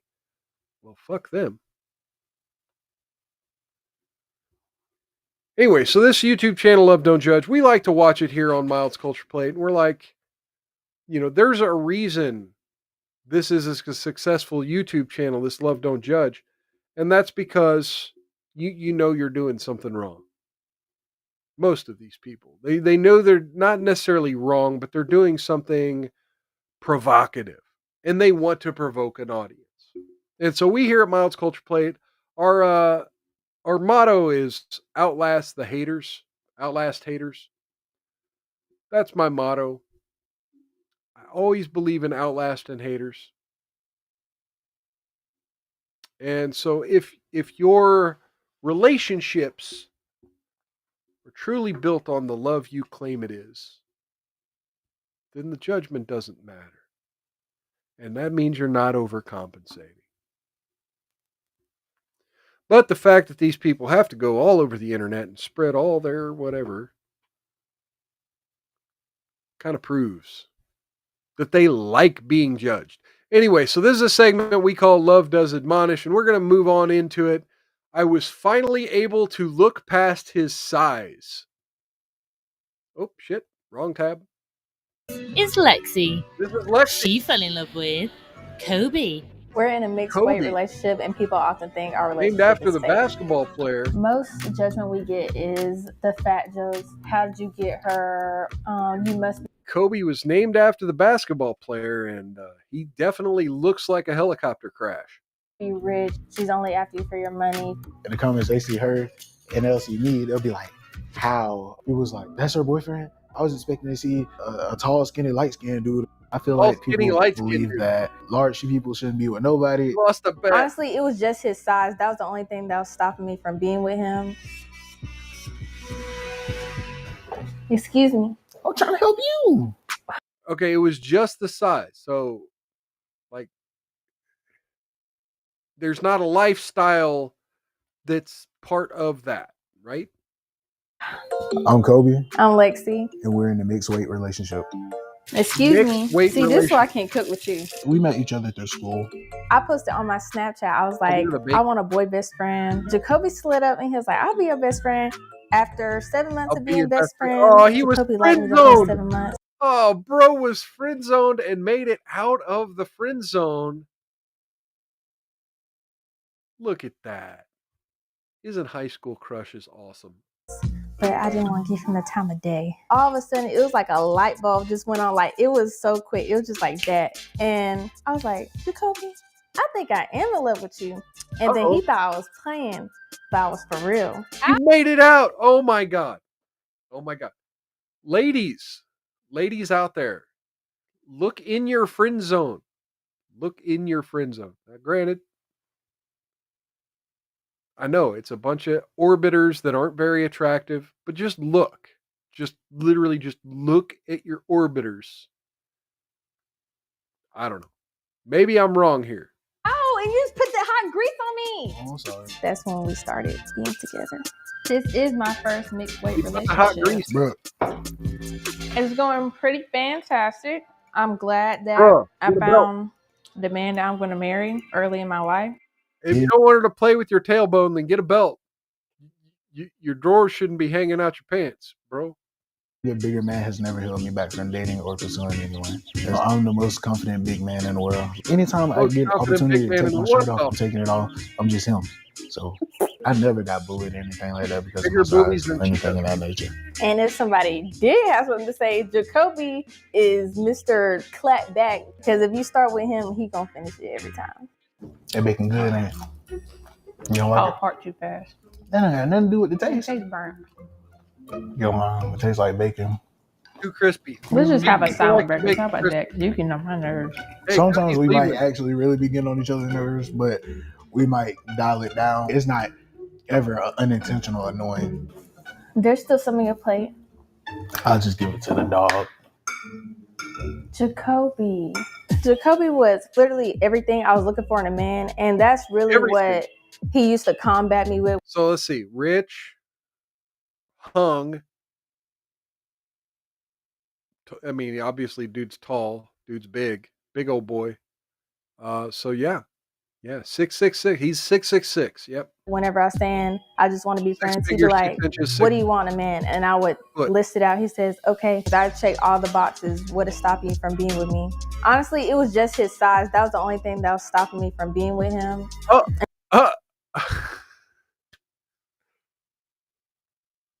He called out your list. Oh my God.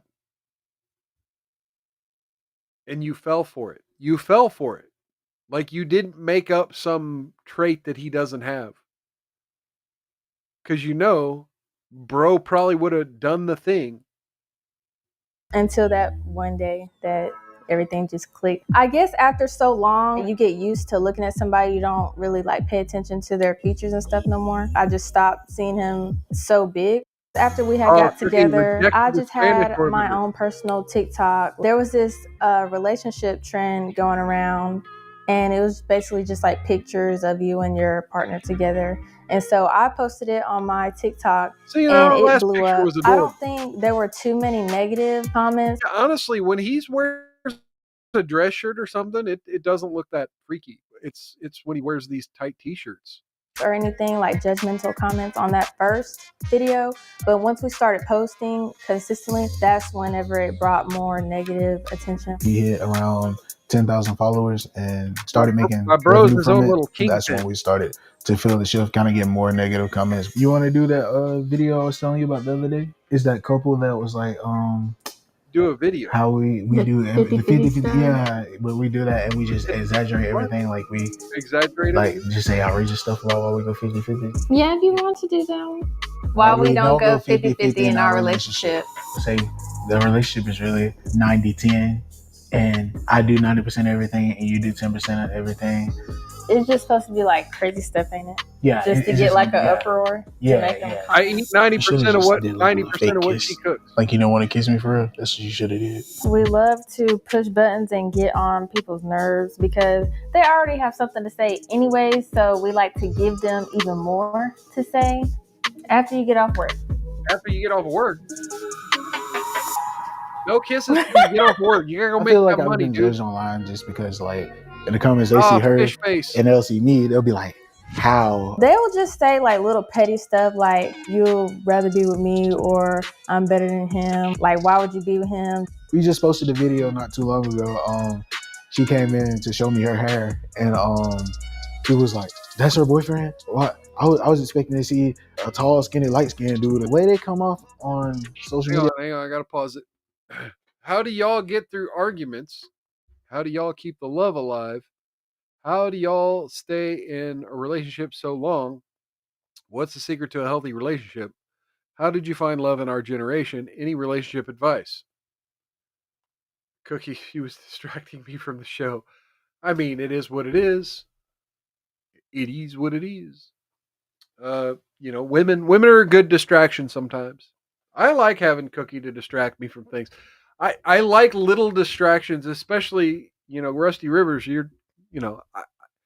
I like little breaks in the action, so to speak, because like these folks, all these little questions, these little questions that are asked are kind of not the same content, but they're the same topic that this show is. And I would say, these folks are kind of young.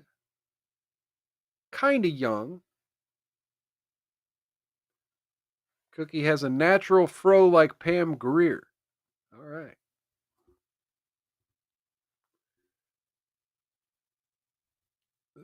So, being young and understanding the dynamics of dating for Generation Z, of Generation Alpha, whatever, it's an interesting look into the new ways in which things proliferate in relationships, because, it's the same old that our parents and grandparents have always told us about relationships. It's the same old, but it manifests in different ways. So seeing the ways in which a young big dude navigates the friend zone, seeing the ways in which a young woman navigates, well, what will my friends think if I date the weird nerdy guy? Seeing the way these youngsters navigate these things, and all of these questions here. How do y'all get through arguments? How do y'all keep the love alive? These are good things for people to hear. I'm not hating on them. I mean, dude's a big dude. Dude needs to figure out that, like, if he has a heart condition soon, she's not going to be staying happy too long, right? That, like, I don't know if the eating the bacon and playing the video games or making videos, like, you got to have some active life beyond that too. Yeah, I feel like people believe that large people shouldn't be with nobody. And I say this, I was a little over a year ago, I was almost as big as this dude. Yeah, skinny people should be with skinny people. That's the way they come off. Yeah, you can see how big I was in the past, in the history of my channel. Go back to my early videos. You'll see I was giving rants out of breath. I mean, it's just the way it is. It's just the way it is. I was almost as big as this dude. I'm trying not to be a hypocrite. It took me 40 years to figure out my relationship with food. This dude don't have age 40 if he don't start to understand the relationship being a big dude has with his relationship here. Most judgment we get is the fat jokes that always come in our comments. How did you get her? Or she's only after you for your money. She doesn't like you for real.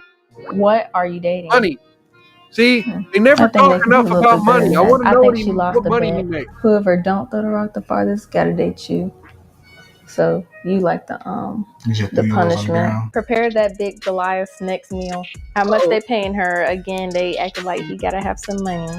All I'm saying is that's fake, and she probably doing that for views. Feel bad for that man. A lot of comments also be like, I'm skinny and I still can't get a girl, and he fat and he got a girl, so why can't I? It's crazy because a lot of the comments, they come from boys. I don't understand that. You a grown man, why are you so obsessed with another man and what another man got going on? It doesn't really bother me a lot because it don't hurt his feelings. I really don't pay it any mind. I just can't say what I really want to. Good night, shut up, I can cook. Good having you by. Cheers. Don't get any onion. If you do, rub it in real good.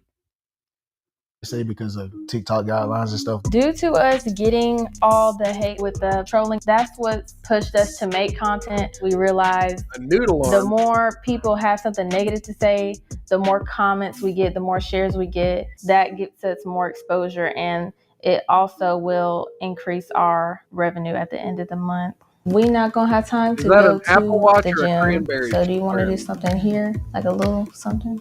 Yeah, I just got some dumbbells the other day.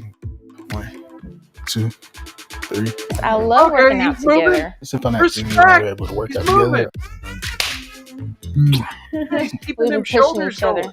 Jacob, look at your legs. People think, they be like, you need to get in the gym ASAP, do some push-ups. I have videos running. The people that be like, oh, you need to get in the gym, they won't take the time to click on the page and see, oh, wow, they have like a whole gym playlist of nothing but videos of them in the gym. Maybe if I watch one, I'll see him repping 350 pounds on bench. Okay, so this goes back, like, okay. I managed to watch a little bit of the Lizzo dance competition show. Here Come the Big Girls. This was obviously before Lizzo lost all this fucking weight. Ozempic. She works out a bit too, so I can't all blame Ozempic, but I really think Ozempic was a chunk of that. And one of the things I said was, damn, these girls are moving, right? These were big girls, but they was dancing. They was getting aerobic. They was getting cardio. They was, and when you're moving enough to get cardio and you're that big, like that's not just cardio, that's also weight training because you're moving a bunch of weight with those legs and those arms. It's cardio and weight training built in one because you are the weight that you're lifting. And so I do have a lot of respect when big people are moving the way he was just moving. That's amazing. But at the same time, if you're moving like that and you're staying big, I'm curious about your diet. Because that's what I was saying about those Lizzo girls, as those Lizzo backup dancers. Like, y'all have to be eating fucking entire sheet cakes for dessert. Because if you're moving that much and you're not literally just shredding the pounds off your body, you have to be taking in so many calories, so many carbohydrates that your body's not getting rid of. And I don't want to hear this fucking thyroid, whatever. I mean, yes, it can happen, but not every. This thyroid thing is not an epidemic across America. A lot of y'all just don't know what the fuck you're eating. Which brings me back to earlier about Texas, Bobby Kennedy, and this issue with all the food dyes and the sugars and the corn and all this in everything we eat. Folks, listen to the hippies. Listen to people like Luke Radowski. Understand the difference between protein and carbohydrates. Hold yourself accountable. There's plenty of, there's literally, like, you don't have to be a hardcore calorie counter, but there's literally things out there that will show you how much carbohydrates you should be having as an adult. how much protein you should be having as an adult. You just put in your weight, your age, boom. Rusty Rivers says, yeah, make America healthy again. Yeah. I want to know what this guy's diet is. We saw him eating bacon and we saw him eating eggs. Bacon's not the best for you, but, depends on how much you eat. It's not going to kill you to eat a little bit with a side of eggs. If you're eating a whole damn slab for breakfast in one day, that might be a problem. Even if you're splitting some with your girlfriend. When I was this dude, when I was pushing 300 pounds, I was eating entire pizzas. Entire DiGiorno frozen pizzas. Yeah, it's unhealthy. It's addictive and it's gluttonous behavior. If somebody be like, you need to lose weight. Now, if they say I need to lose weight, I agree. As far as saying being in the gym, I'm in the gym. It's just I like food. I always been there we go. Confident of myself I called it. Never lack self-esteem. What do you say? Wait, what you mean? What do I say? You just be saying you sexy and stuff. Oh yeah, I know. I'm sexiest man in the world. We got our workout done. It's a beautiful day outside. Let's go rip some lips. What is that supposed to be? Fish. Ripping lips. Sexiest man in the world. Now, look, I'm sorry, I got to call bullshit. If I'm going to give women shit, and I do, I give women a lot of shit for having big floppy titties with tattoos all over them. Like, it is literally one of the ugliest things in the world is big floppy tits with tattoos all over them. I got to give this guy shit too. I got to do it. I love the bro. Bro seems like a bro, right? He seems like everything guys with his background should want to achieve. He broke the friend zone. He got in the gym, and he knows his problem is with food. But come on. Don't tattoo your floppy titties. You throw it out the reel and you set the hook. Oh, you're not going to open my door? Oh my gosh, thank you. Oh, shit.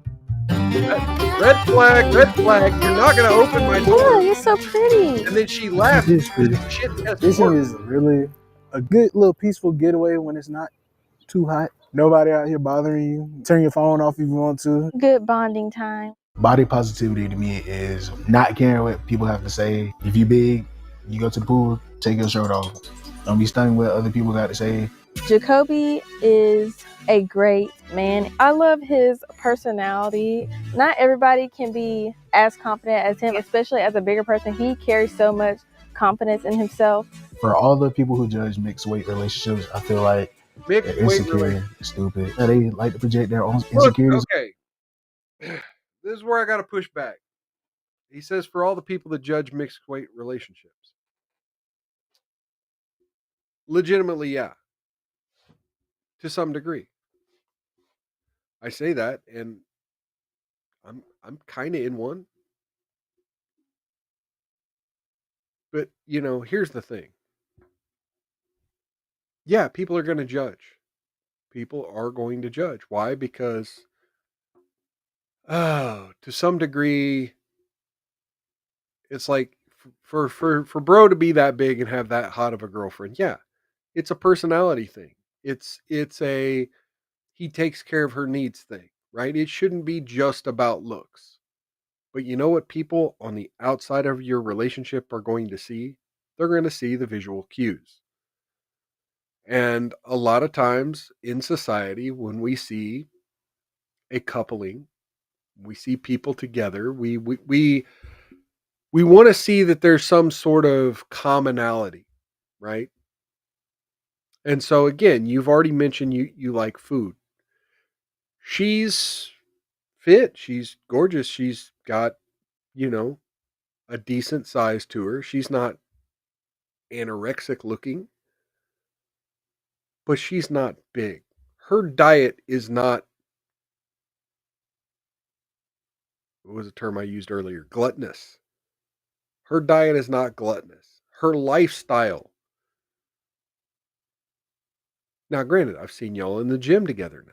Makes a lot of sense. You do have some things in common. You've made some changes. But this is the other thing. This is the other thing. This is why I judge. This is why I judge. Because it's not just about the change. You had enough in your personality that you landed her, or so I assume. But I caught you. I caught you. When she shit tested you about opening her door. When she may have just been joking, but dude, you didn't even hesitate. Now, granted, gentlemen, don't hesitate. If it's your girl, you have a right to spoil her, but know that it has consequences. But at some point, like I just need to know, bro, are you your own man? Or are you the beta orbiter who was willing to step into the White Knight's clothing and become whatever she was able to mold with her hands? Now, granted, I say that saying that this is exactly what I advise for women. Like, yeah, look at your beta orbiters. Look at the friend zone. Like, don't the guys most of these crazy women, these crazy bipolar women are attracted to. And we've covered several of these love don't judge. Oh, he was in prison for murder and now we're getting married. Like, don't marry murderers. Now, granted, there's some creepy, quote unquote, nice guys too that don't do the male feminist, the I worship the ground you walk on kind of shit. There's a middle ground. But oftentimes there are compromises that can be made. There are ways in which a man is willing to change some little lifestyle aspects to better accommodate your role in his life.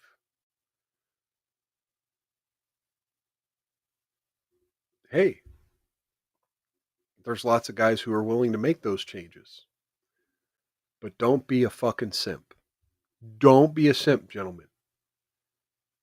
If you're beta orbiting some chick and all of a sudden she has a radical change of heart and starts seeing you as, oh, lovey-dovey option and starts telling you the things she wants to change in your life, be very careful. And that's kind of my concern here with this relationship. Is that she was able to look past his size and find the teddy bear underneath. And now he's in the gym, right? Now he's opening her car door, passing her shit tests. Now, I haven't seen enough of them to properly judge. Rusty River says maybe he got a giant hog and money. Or it doesn't seem like he got money. Okay. Yeah, maybe. I mean, really, like I said, 666. Women want to know that you could at least afford rent and be able to lay some pipe. And that, you know, you're not a dwarf. All right, let's watch the last 30 seconds of this on other people. Why should it even bother you who I'm with? Why should it even it's bother not like you who I'm with? You got to put up with me or you got to put up with her. As long as you putting money in my pocket, I don't care what you got to say. Oh, there it is. There it is. As long as you're putting money in my pocket. Oh, God. See, and that's that. Bro, there you go. That's why. Right there is why. That's why other people, they see the hot chicken and their mind goes, I could give money to hot chick and I'm not going to smother her with 350 pounds of blubber. I could smother hot chick with money. And she says she cares about money. can keep with the judgmental stuff. Dig deep in your soul and just pour out all the insecurities that you have. Put it right in my comment section. I'll give you a little dollar sum. Okay. She wants money from the engagement she's getting online. Okay. Yeah, I was wrong too, Rusty Rivers. Yes, and yeah, she cares about money, but she cares about sort of a more indirect way he can get her money through clicks. All right, now we're down to basically just me and Rusty Rivers in the chat. I think there might be one other person listening on audio. I may wrap up early. I never do that. I never wrap up early, but I have run out of content, folks. I have literally run out of content. And let me go to... Yeah, I'm not hurting for time streaming. I'm hurting for views. And okay, well, there seems to be people floating in and out. I don't understand the way the view counter is working right now. All right, so let's do this. Let's go to do some YouTube shorts for a few minutes. We'll see if we could fill out another good 10 minutes before, and then do an extended wrap up. Well, here. Nope, never mind. I saw something that looked interesting. Okay. I need Contact Midnight. I will definitely check him out and check out his social media or whatever if I could find it and see what I can pull off there, Rusty. Okay, so let's get into this. We got a Emily King video right off the bat on YouTube Shorts here. Let's see what we got. to know, is there like any guys left that like believe in like opening the cardboard for a girl? What's up with my algorithm? Is my phone listening to me? What the hell? You know, being there for her, supporting her, being loyal. Is there any guys that can be loyal anymore? Or any guys that just want the girl they are with and not multiple other girls? I need to know. Is there any of y'all left? Because oh God. Okay, so let's do this. I'm gonna go to my channel for just a minute. And I'm gonna bring up, I need to go use the restroom. So I'm going to stream part of just a chunk, like a little preview of some of my my Sunday stream. I'm gonna do like some of my Sunday stream here, and I'm gonna, well, shit.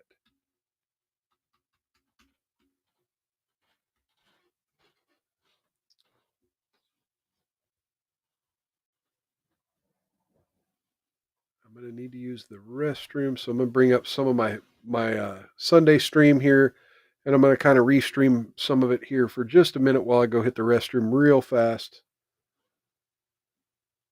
And let's do this. And quite frankly, if you have to rely on Mike Pence, you've already lost. So in a way, it don't matter how many votes you got. If you're relying on Mike Pence, you lost. Anyway, we'll keep going. That's one of the most frustrating things has been for me talking to people about this, where they go, the courts threw it all out. There's no evidence. And he lost in 61 straight cases in federal court and state court. In the lowest court. Correct in saying that no court has actually looked at the evidence? There's no court that I've found that ever had an evidentiary hearing, brought in witnesses, brought in the exhibits, and weighed all of the information and made a decision. Having been a judge and a chief justice, I know that's what needed to occur. When you have cowards on the courts that I would say the take up Maricopa court these kind of matters did, that are in controversy and resolve them, they create chaos out of that. Yeah, hi. Just was even This is more Nick Searcy. I'm shenanigans. calling on behalf of about 79 million people. I'd like to speak to one of the Supreme Court justices. Yeah, it's about that thing about you just wouldn't take the case about the election for lack of standing. Well, I'm standing right here. I'm right in front of the building. Oh, come on. Hello? Hello? What was January 6th? Horny ass If it wasn't an insurrection, what was January 6th? What January 6th was actually an overwhelmingly peaceful march. These are people who were frustrated by. Okay, I'm going to go ahead and pause that right there. Sorry for the abrupt. Don't say restroom and chunk in the same sentence. Oh, yeah, sorry. All right. Let's go back to the YouTube shorts here. Actually, what did I do with my YouTube window? There it is. Nope, that's not it. What the hell did I do with my YouTube video?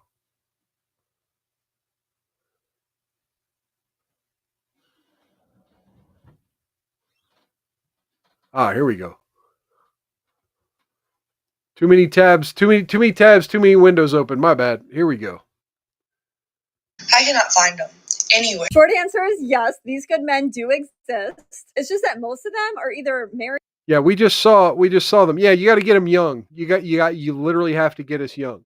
Or in long-term relationships that they are loyal to, or they're just single. They're either working or they're hanging out at home because they haven't been able to find a woman that appreciates a good man, a woman that wants a partner rather than just another guy to financially support her. And yeah, these are the men that if they were in relationships, they would absolutely be chivalrous. They would open the door for you. They would absolutely. I just gave the advice during that last segment.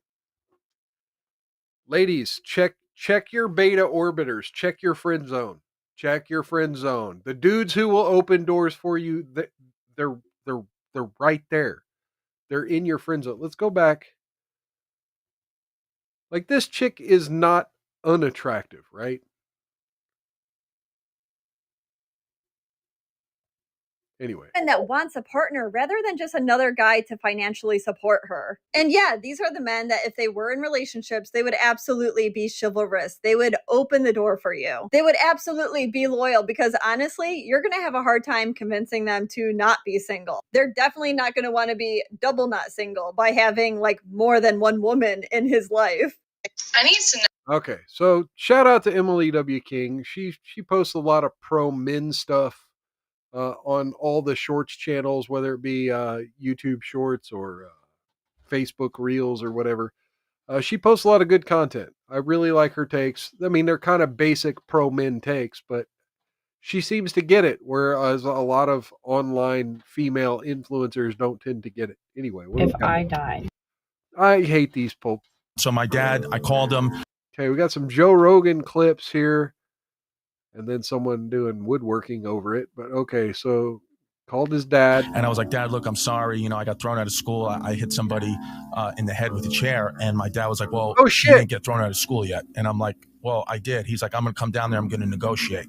And I was like, you don't have to, Dad. Like, I'm expelled. I was in the wrong. He goes, nah, there's no evidence. And I swear to God. So he comes down to the principal's office. I'll never forget this. He was wearing like a New York Yankees batting practice jacket, sweatpants. He had a cup of Dunkin' Donuts coffee. He was wearing his huge chain. He has like the bit, like one of those like Jesus, Jesus's actual height and weight in gold chain. So he walks into the principal's office. And like, you know, keep in mind, I mean, it's, you know, you have to have a meeting with the principal. There's a secretary. There's a whole system. My dad just ignores all that. He goes, which room is it? And I was like, oh, it's that room. So the secretary's like, oh, sir, can I help you? He just ignores, walks in. The principal, I'm seeing this like from behind my dad. The principal was on the phone. And my dad goes, hey, can I talk to you? And doesn't introduce himself, nothing. And the principal's like, excuse me? He goes, yeah, I'm Chris's dad. I need to talk to you. And the principal's like, well, I'm on the phone, sir. You'll have to wait outside. And my dad just hangs up the phone. Oh, wow. It was like, power he mode. just hangs up the phone. He goes, look at that. Now you're not on the phone. Yeah, you're going to be arrested. When my dad gets into like a mode like that, and to be honest, like, I think my dad was more of a crazy nut job in and out of prison guy when I was very young, before I was even born. The dad that I knew, you know, other than this moment, was relatively calm. He was like a diabetic. He's on dialysis. But like when I was a kid, I mean, he was in prison.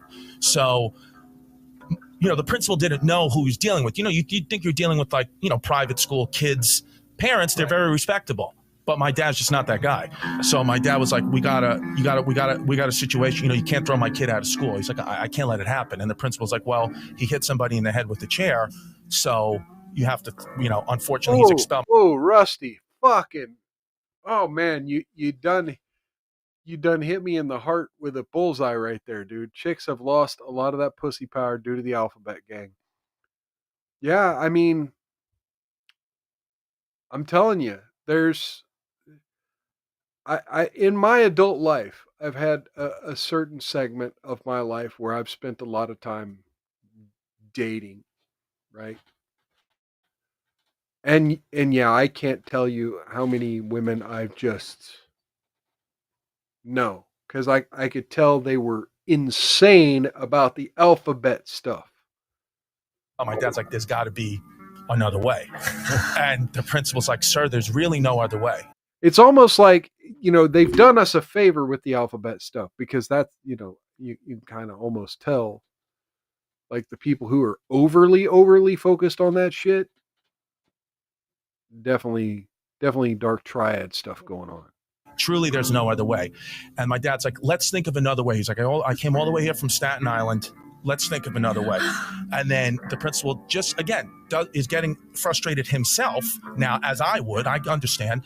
And he goes, the principal says to my father, he goes, sir, are you stupid or something? I told you he's expelled. Oh, boy. And my dad goes, he looks at me, goes, Chrissy, did he just call me stupid?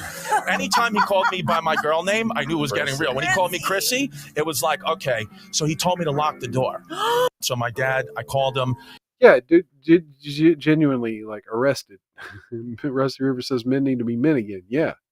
In prison. I knew a guy. He was in Peru. He had 500 people in a room. He called it a phone center. He would run ads on Spanish TV in the United States. He thought because he was in Peru, they can't get me. Like he thinks he found like a loophole. Idiot. So he ends up running these commercials for like the ab roller. You pay $200 for like the ab roller. So at 2:00 in the morning, they call and because they don't have to pay anything right then, it's COD and they order it. Then he would have it mailed there. And of course, when they get it, they're like, I don't want this. They're like, they have to fork out the money. They're like, yeah, I don't want it. Oh, okay. You gave them all your information on the phone. Now, most of these people are like illegal aliens. So they're calling at 2:00 in the morning. They're a laborer. And so his collection company would call and say, look, you ordered this, you didn't pay for it. Yeah, I know, I changed my mind. No, but you ordered it. You owe the money. So we're going to file a warrant against you. And it's our understanding that you're in the country illegally. Now, 90% of them were. And they'd be like, they say, look, we know your address. We're going to contact ICE. It's extortion.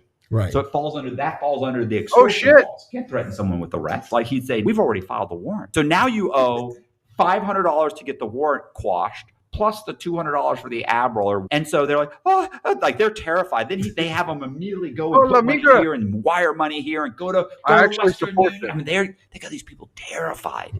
He's like, we did this for, a year or two, whatever. It just went. And he's like, the collections were massive. And then, by the way, they never sent you the ab roller. I was like, did they get the ab roller? He goes, no, why would I give the ab roller? What? I'm not resending the ab roller. Eventually, he gets indicted. Like they track back, the FBI tracks it all the way back and eventually figures out who it is. They indict him and 3 or 4 other people. He doesn't even know he's indicted. He literally comes to like fly into town one day. He gets to the airport. He gets off the plane and boom, hands behind the back, slams them down, never got out of prison.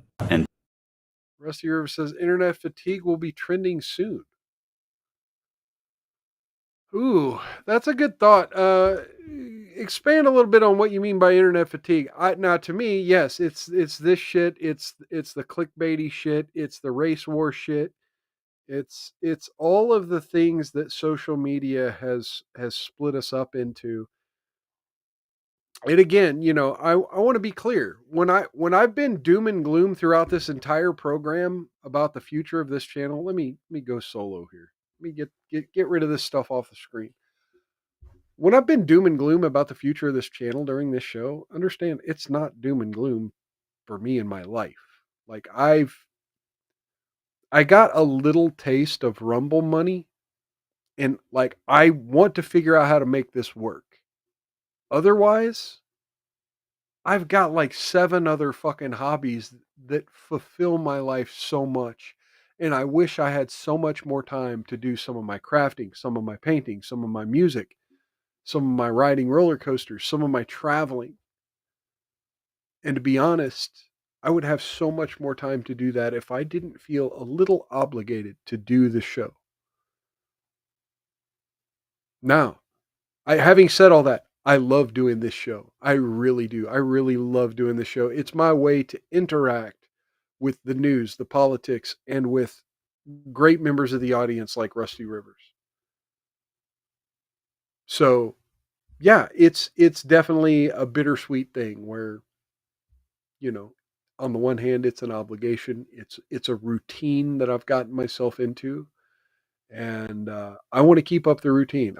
I think it's a healthy part of my life, and it's a way where I do have this possibility that if I could get just a little bit better at this, if I could put myself out there just a little bit more, that it could make enough money to sustain itself, which is something I can't say for the comic books. It's something I can't say for the music equipment.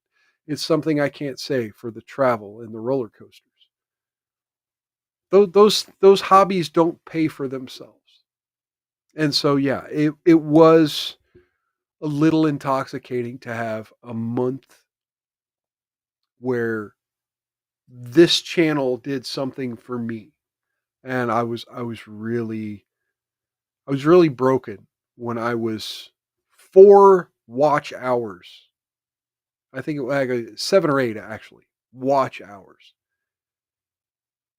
If I had had one more viewer for 2 Culture Plate shows, I would have made Rumble payment last month. You could also say, like, if I had done 2 more live streams, I blame myself. If I had done 2 more live streams, maybe. But that's just it. I already said, like, May's going to be hard. June's going to be hard. I just have too much shit to do. In fact, I need to look at the calendar here because next weekend. Wait, is that next weekend?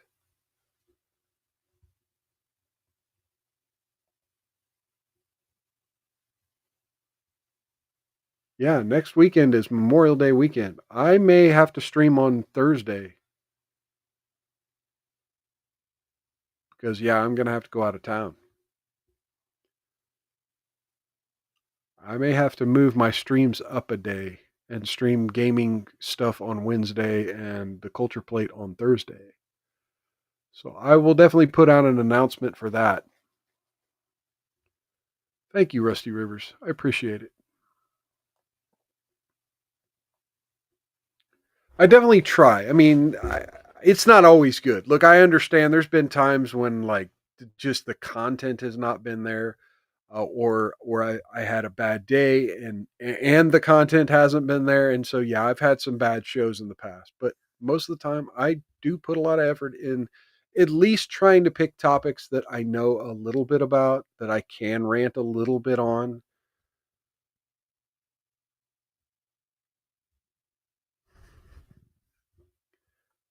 And, or that have, interesting twists.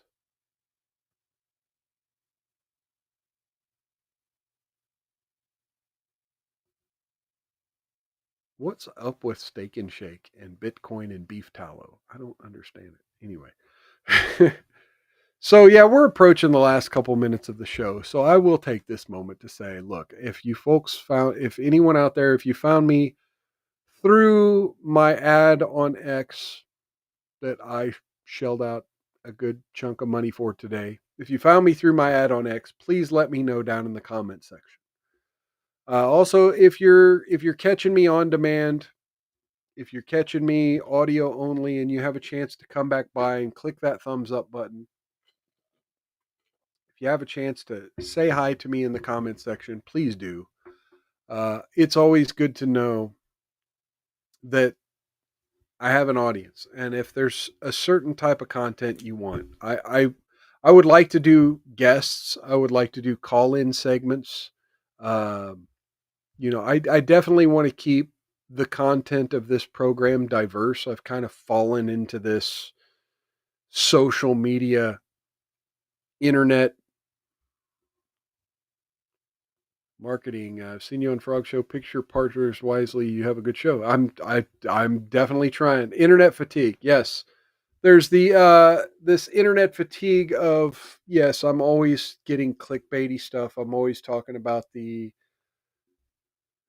psyops that are out there, the media narratives, and I've kind of fallen into this little groove of that's my niche.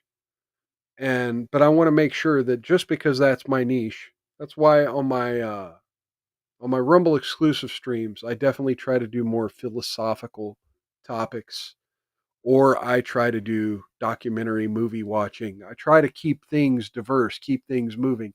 And now that the Culture Plate itself is a 3-hour program, it's a little unpredictable how much content I'm going to need to fill the 3 hours. So I'm open to guests. I'm open to collaborations. I'm open to, you know, people, working together. I'm willing to, if that particular episode gets monetized or whatever, I'm willing to split whatever monetization I get. And folks, if you want to do a call-in show, let me know you want to call in. Just let me know you want to call in. I can put the link out there. I can have people call in. I don't mind talking to people. Hell, I'm talking to you right now. I just, I get my feedback from the chat instead of, live. I love it. I love what I do here. And I definitely hope that in the long term it gets to continue to be a regular thing. But like I said, even if it doesn't, I do have other things that fulfill my life, and I have an awesome life event right now. A couple of them that I'm really looking forward to, kind of toward later in the year. Oh, Rusty Rivers, you want to call in? You want to call in right now? I was about to wrap up the show. You got something you can wrap up with in 5 minutes?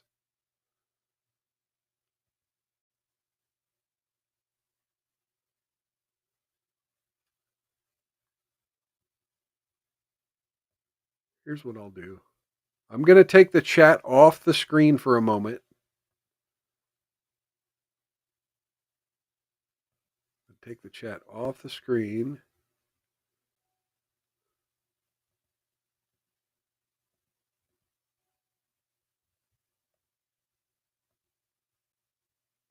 No, it's not a number. It's a link. Have you ever seen the way these browser? I mean, all you have to do is have a device that has a camera and a microphone, whether that be a phone, a tablet, or a computer that has a camera and a microphone. Preferably one that either has headphones or it's a link. It's an internet link. You just click on the internet link. You give your browser permission to access your camera and microphone, and you're here. You could even turn the camera off. You don't necessarily have to have the camera on. So I'm going to turn the live chat off on the screen, and I will throw the link in the Rumble chat.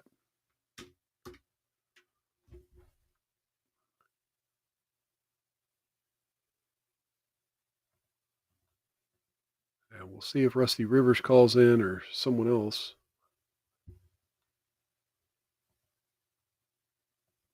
And I will give you a few moments to figure out if you still want to pop in. In the meantime, I will advise everyone, yes, this Sunday, I'm probably going to have to do another, hey, there we go, allow. This Sunday, I'm probably going to have to do another Rumble Premium stream. I would like to do yet another documentary. I know it's been a while since I've done a philosophy stream. But I do kind of want to do another documentary this time around. Next time, I'll probably make it a little more deep and a little better prepared. All right. So Rusty Rivers has joined the channel. Let me do this duo. It's asking for you to give it access to your mic. Down below should be a little microphone and a camera. They're both turned off right now. As soon as he gets it going, we'll get things live. Hey, there we go. We got audio.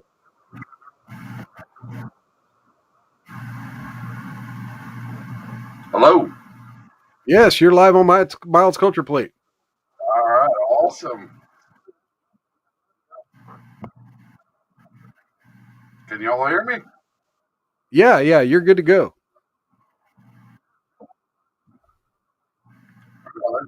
Let's rock and roll.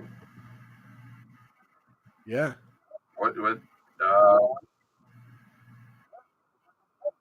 Hold on, I got an echo. Uh-oh.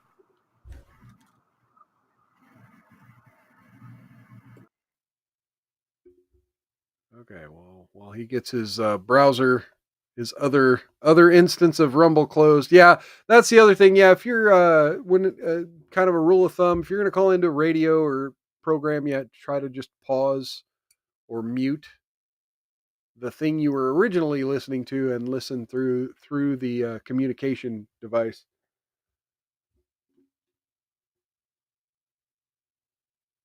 Oh, you know what?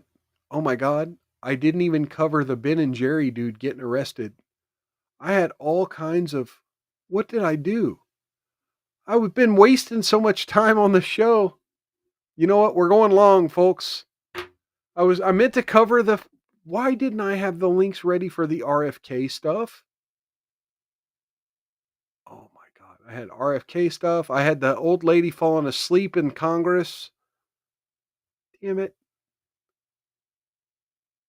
Okay. Let's cover Bernie. Let's get Bernie at the RFK. Austerity, doing more with less. But in that very same bill that is being worked on in the House right now, there are $235 billion in tax breaks for the top 0.2%. Do you think that makes sense when that same bill would throw 13 million people off of Medicaid? Should we give tax breaks to billionaires and throw kids and others off of Medicaid? You're conflating the congressional bills with the proposals from the president. The president No, I'm talking is about not the making congressional bill. I'm talking about the bill, the reconciliation bill. Now, here's what I have to say. not- I got to agree with Sanders on this one because, Trump was the one pushing his big, beautiful bill that the GOP wants to pass in Congress.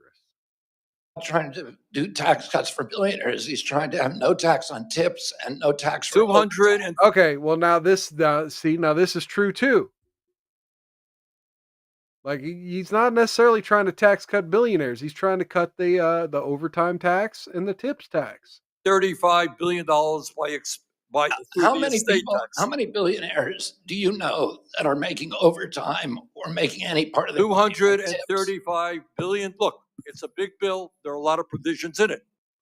It's a big bill. There are a lot of provisions in it. Oh, okay. Rusty seems to have reconnected. You're still on mute. I'm not jealous, Cookie. And what are you doing back here? I love having you by. I'm not telling you to leave. You said bye. You said good night. I told you to have a good weekend. I'm presenting today is okay. So, there we go. There's Rusty. Are we here now? Yeah, you're live on Mild's Culture Plate. How's it going? All right, cool. Oh.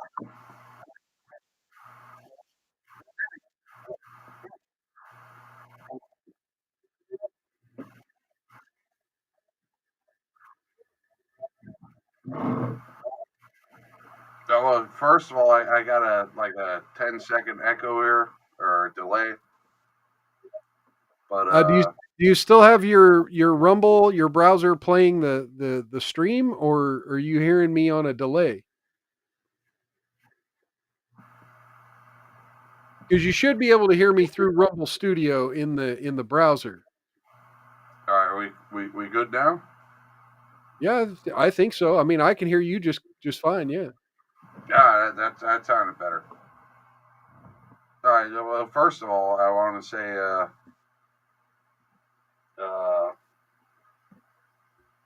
Cookie, you're awesome. Cookie is pretty awesome. There were a lot of people back in Ricada's chat who really didn't appreciate exactly the type of personality she brought to the chat and to the audience. And there were some people who really gave her shit. But to be frank, It's endearing. I like the no bullshit. Yeah. That to me is pretty essential. Oh yeah. And not taking shit way too seriously, like most folks on the internet. Yep. And the second thing I was gonna say was I would highly recommend, as I put in the chat a few times, the dude James something Martin is his name. You ever heard of Art Bell? Yeah, I heard Art Bell. Like he's trying to pick up the slack for him. The dude, and again, I'm not shilling. I'm not trying to really promote anybody. I don't think is worthy. Feel free. I want to put this out there. Yeah, anything anybody says on my channel isn't necessarily an endorsement for me, but yeah, I'm always willing to listen and. Well, check him out. I think he'd be right up your alley, dude. Let's see. And he seems very open to helping other rumblers out, and it seems like he's got his shit together too.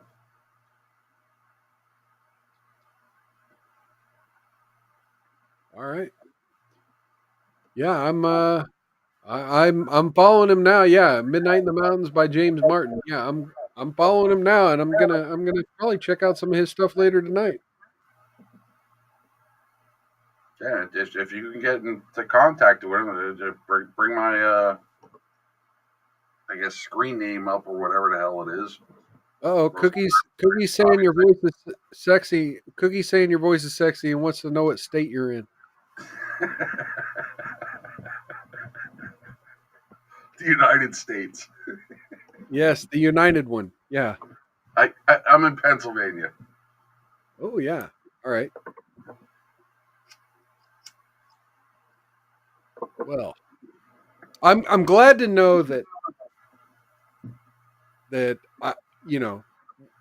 we may have some differences as far as geographical, but yeah, we've definitely come to some common ground here on the show.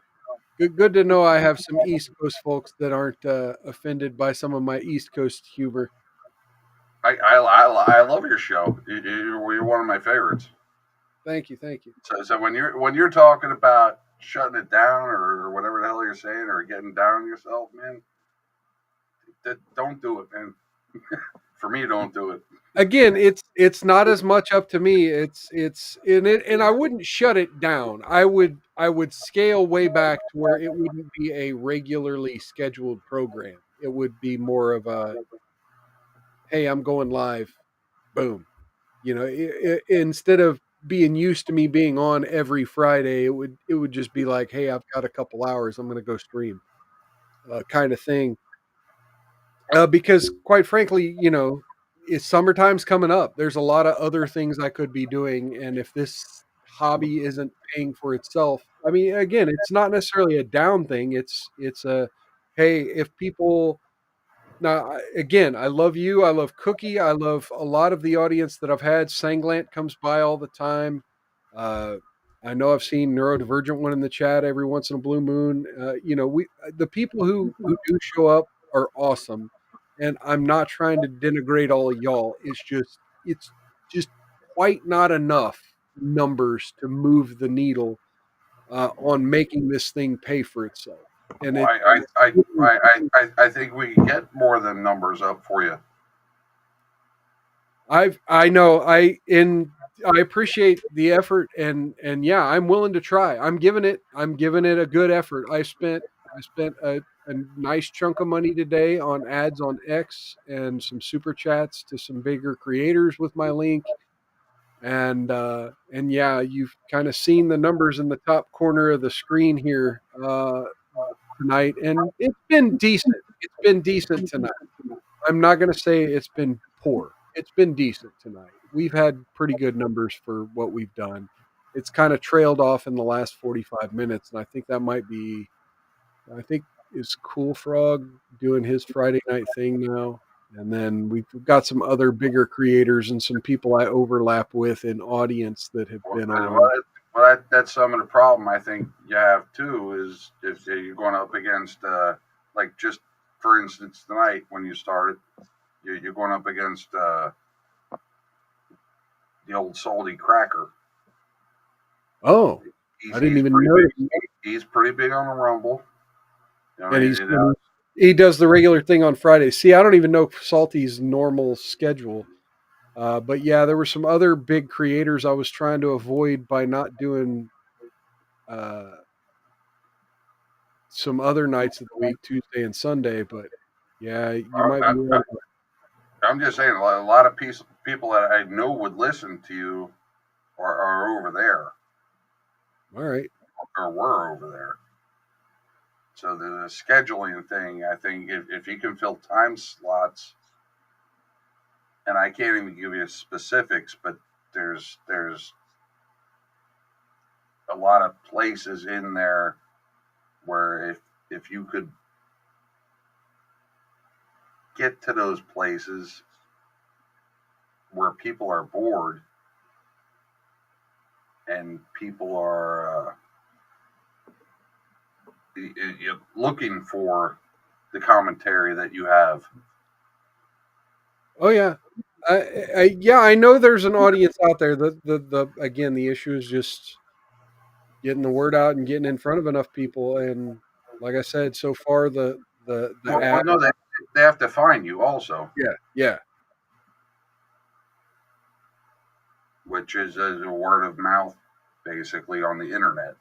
Yep, that's why I do try to get on Cool Frog. I make sure I try to at least chat in when I see some of my other favorite creators are live, and super chat in every once in a blue moon to the bigger creators. And hey, it is what it is. Like I said, I'm not super jealous of the other guys out there. I want to see them succeed, even more than necessarily I want to see myself succeed.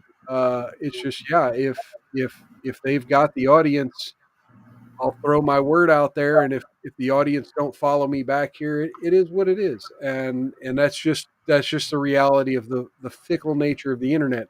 And I'm just as guilty as anyone else. I'll be in chats on other channels, and I'll see people chatting, and I'll be like, "Hey, that guy's funny." I might take a peek at their channel, but there's only so many people you could follow. There's only so much content any one person can watch in a week, and because I'm a creator, I do tend to watch some of the slightly bigger creators than me, and I try to make sure I watch some content from people that are quote unquote smaller channels than mine once in a blue moon. But Rumble's a big place with a lot of weird content, and sometimes a channel like mine gets kind of drowned out by all these 24/7 feeds and restreams of old broadcasts and stuff, and it just falls in the algorithm. And that's why I was hoping the big move I did a couple weeks back, where I switched from 2 1-hour shows a week to 1 3-hour show. I thought that perhaps having a one longer stream would start to trigger that in the algorithm on Rumble, because I have noticed that after a while, if you've been streaming long enough, like this is why these 24/7 channels are so big on Rumble, because they literally just leave it running all the time. And so the algorithm just continues to pick it up and pick it up and pick it up, and then it starts feeding it into the recommended and into the live button. And Cookie still wants to go on a date with you. He keeps trying to harass me in the chat into asking you why you're on a date. I see that, and I guess Cookie, we haven't gone on a date yet because we ain't met yet.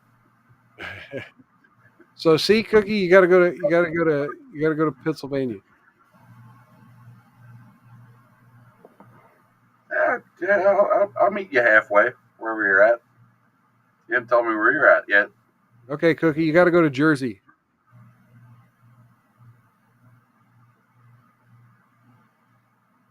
Oh, is she in the Atlantic Ocean? I think maybe New York, but I don't know. I haven't. She said she moved at one point.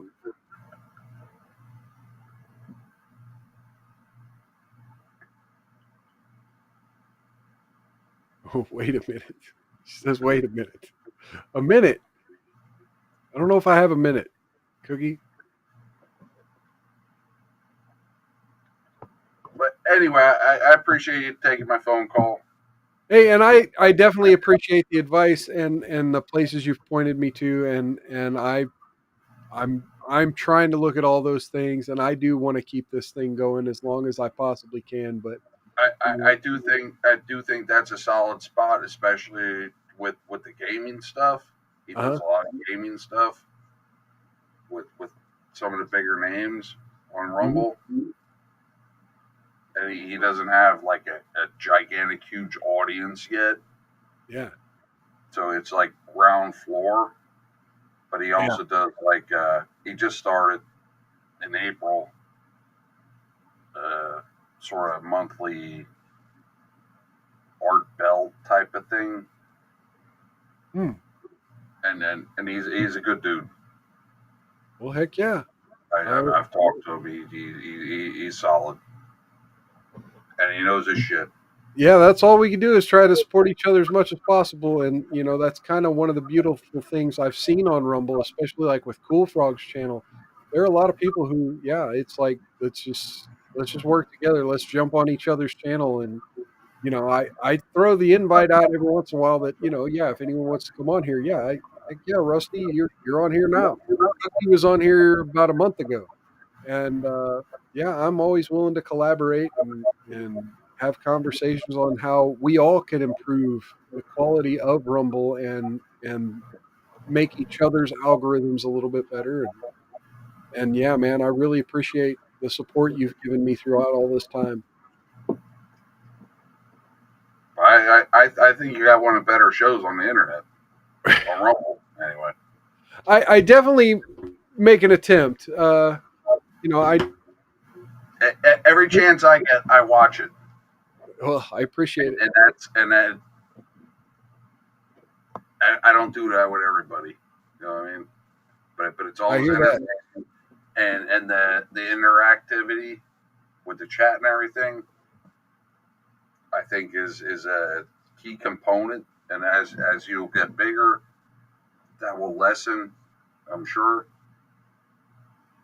It will transform. I don't know if it'll lessen. It will transform. There will always be a chat component to my show. Well, yeah, but it would have to lessen. If you're going from 30 viewers to 5,000 viewers. Yeah, that chat scrolls really fast. I can't respond to everybody, but yeah, you can't talk to everybody. But I will be searching the chat from time to time for the key jokes and the Rusty Rivers type of humor in the chat. I will be searching for that kind of stuff. If I were to ever get that big, I would be searching for that kind of humor in my chat. I think you can do it. Make sure that stuff gets highlighted because, without the audience, there is no content. I want to make that clear.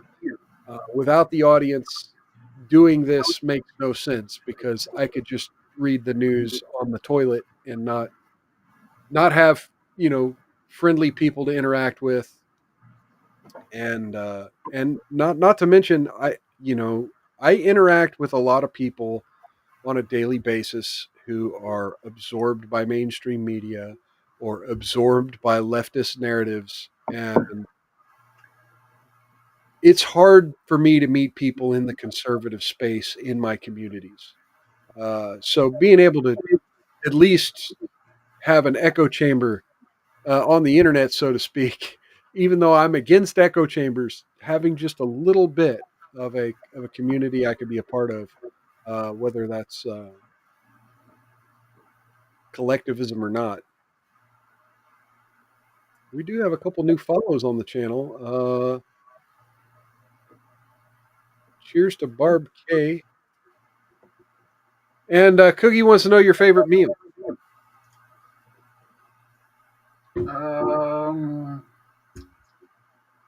Well, first of all, I can see her comments. And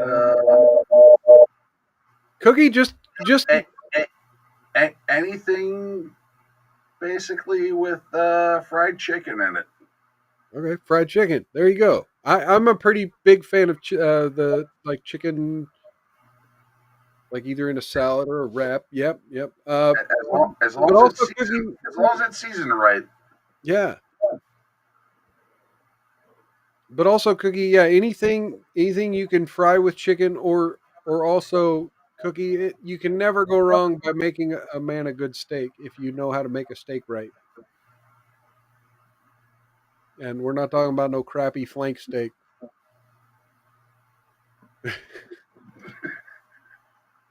All right. I want to play one more link. You want to watch this link, Cookie? We'll play one more. Yeah, I want to play one more link here. Yeah, absolutely, yeah. And then I'm going to wrap things up. Let me. So here's Bobby Kennedy. This was what happened sort of during this committee hearing when Kennedy started to testify.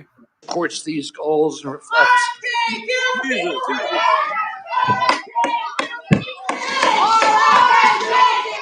So one of these gentlemen is one of the founders of Ben and The witness will suspend. The committee will come to order. Ice Capitol Police are asked to remove the individuals from the hearing room. Members of the audience are reminded disruptions will not be tolerated. Look at this chick with the glasses. She's the loudest and most annoying of them all, and they wrestle all the dudes. And I'm sure they're yelling. Members of the audience are reminded disruptions will not be permitted while the committee conducts its business. Capitol Police are asked to remove the individuals from. Okay, so there's that. I've seen that clip, and I got a strike on YouTube. Oh no! A comment on that clip. Oh no! I said, "Shut your mouth. Go make ice cream, you moron."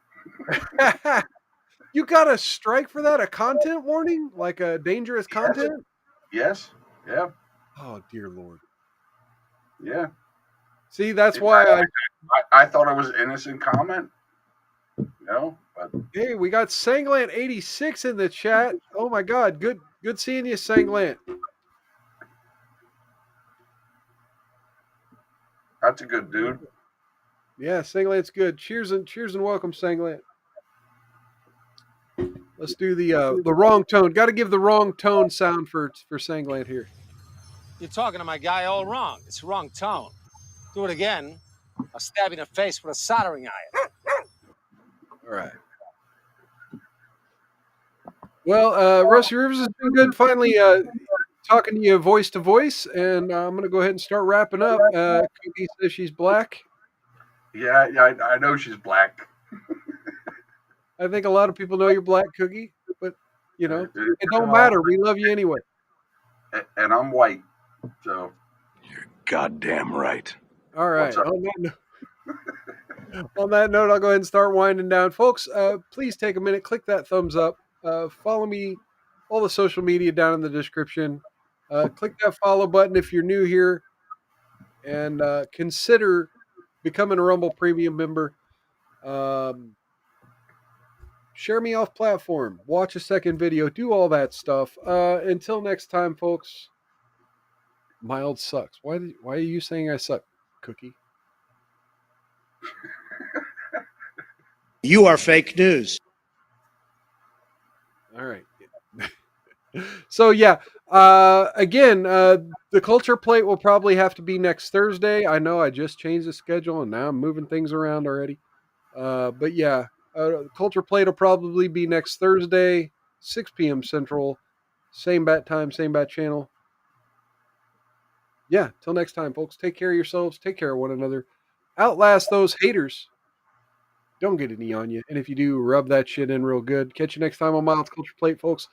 Have a good night. Oh, you know what? I need to go find somebody to raid. Shit. Who do we got in the feed?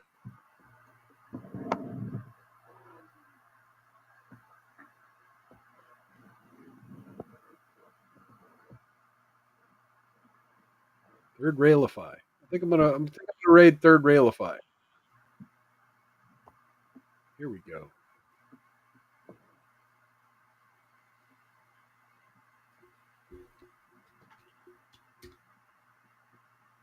Take care, everybody. Have a good weekend.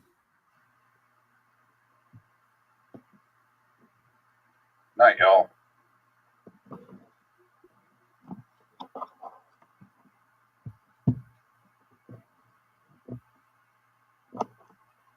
All right. I think the raid has finally launched.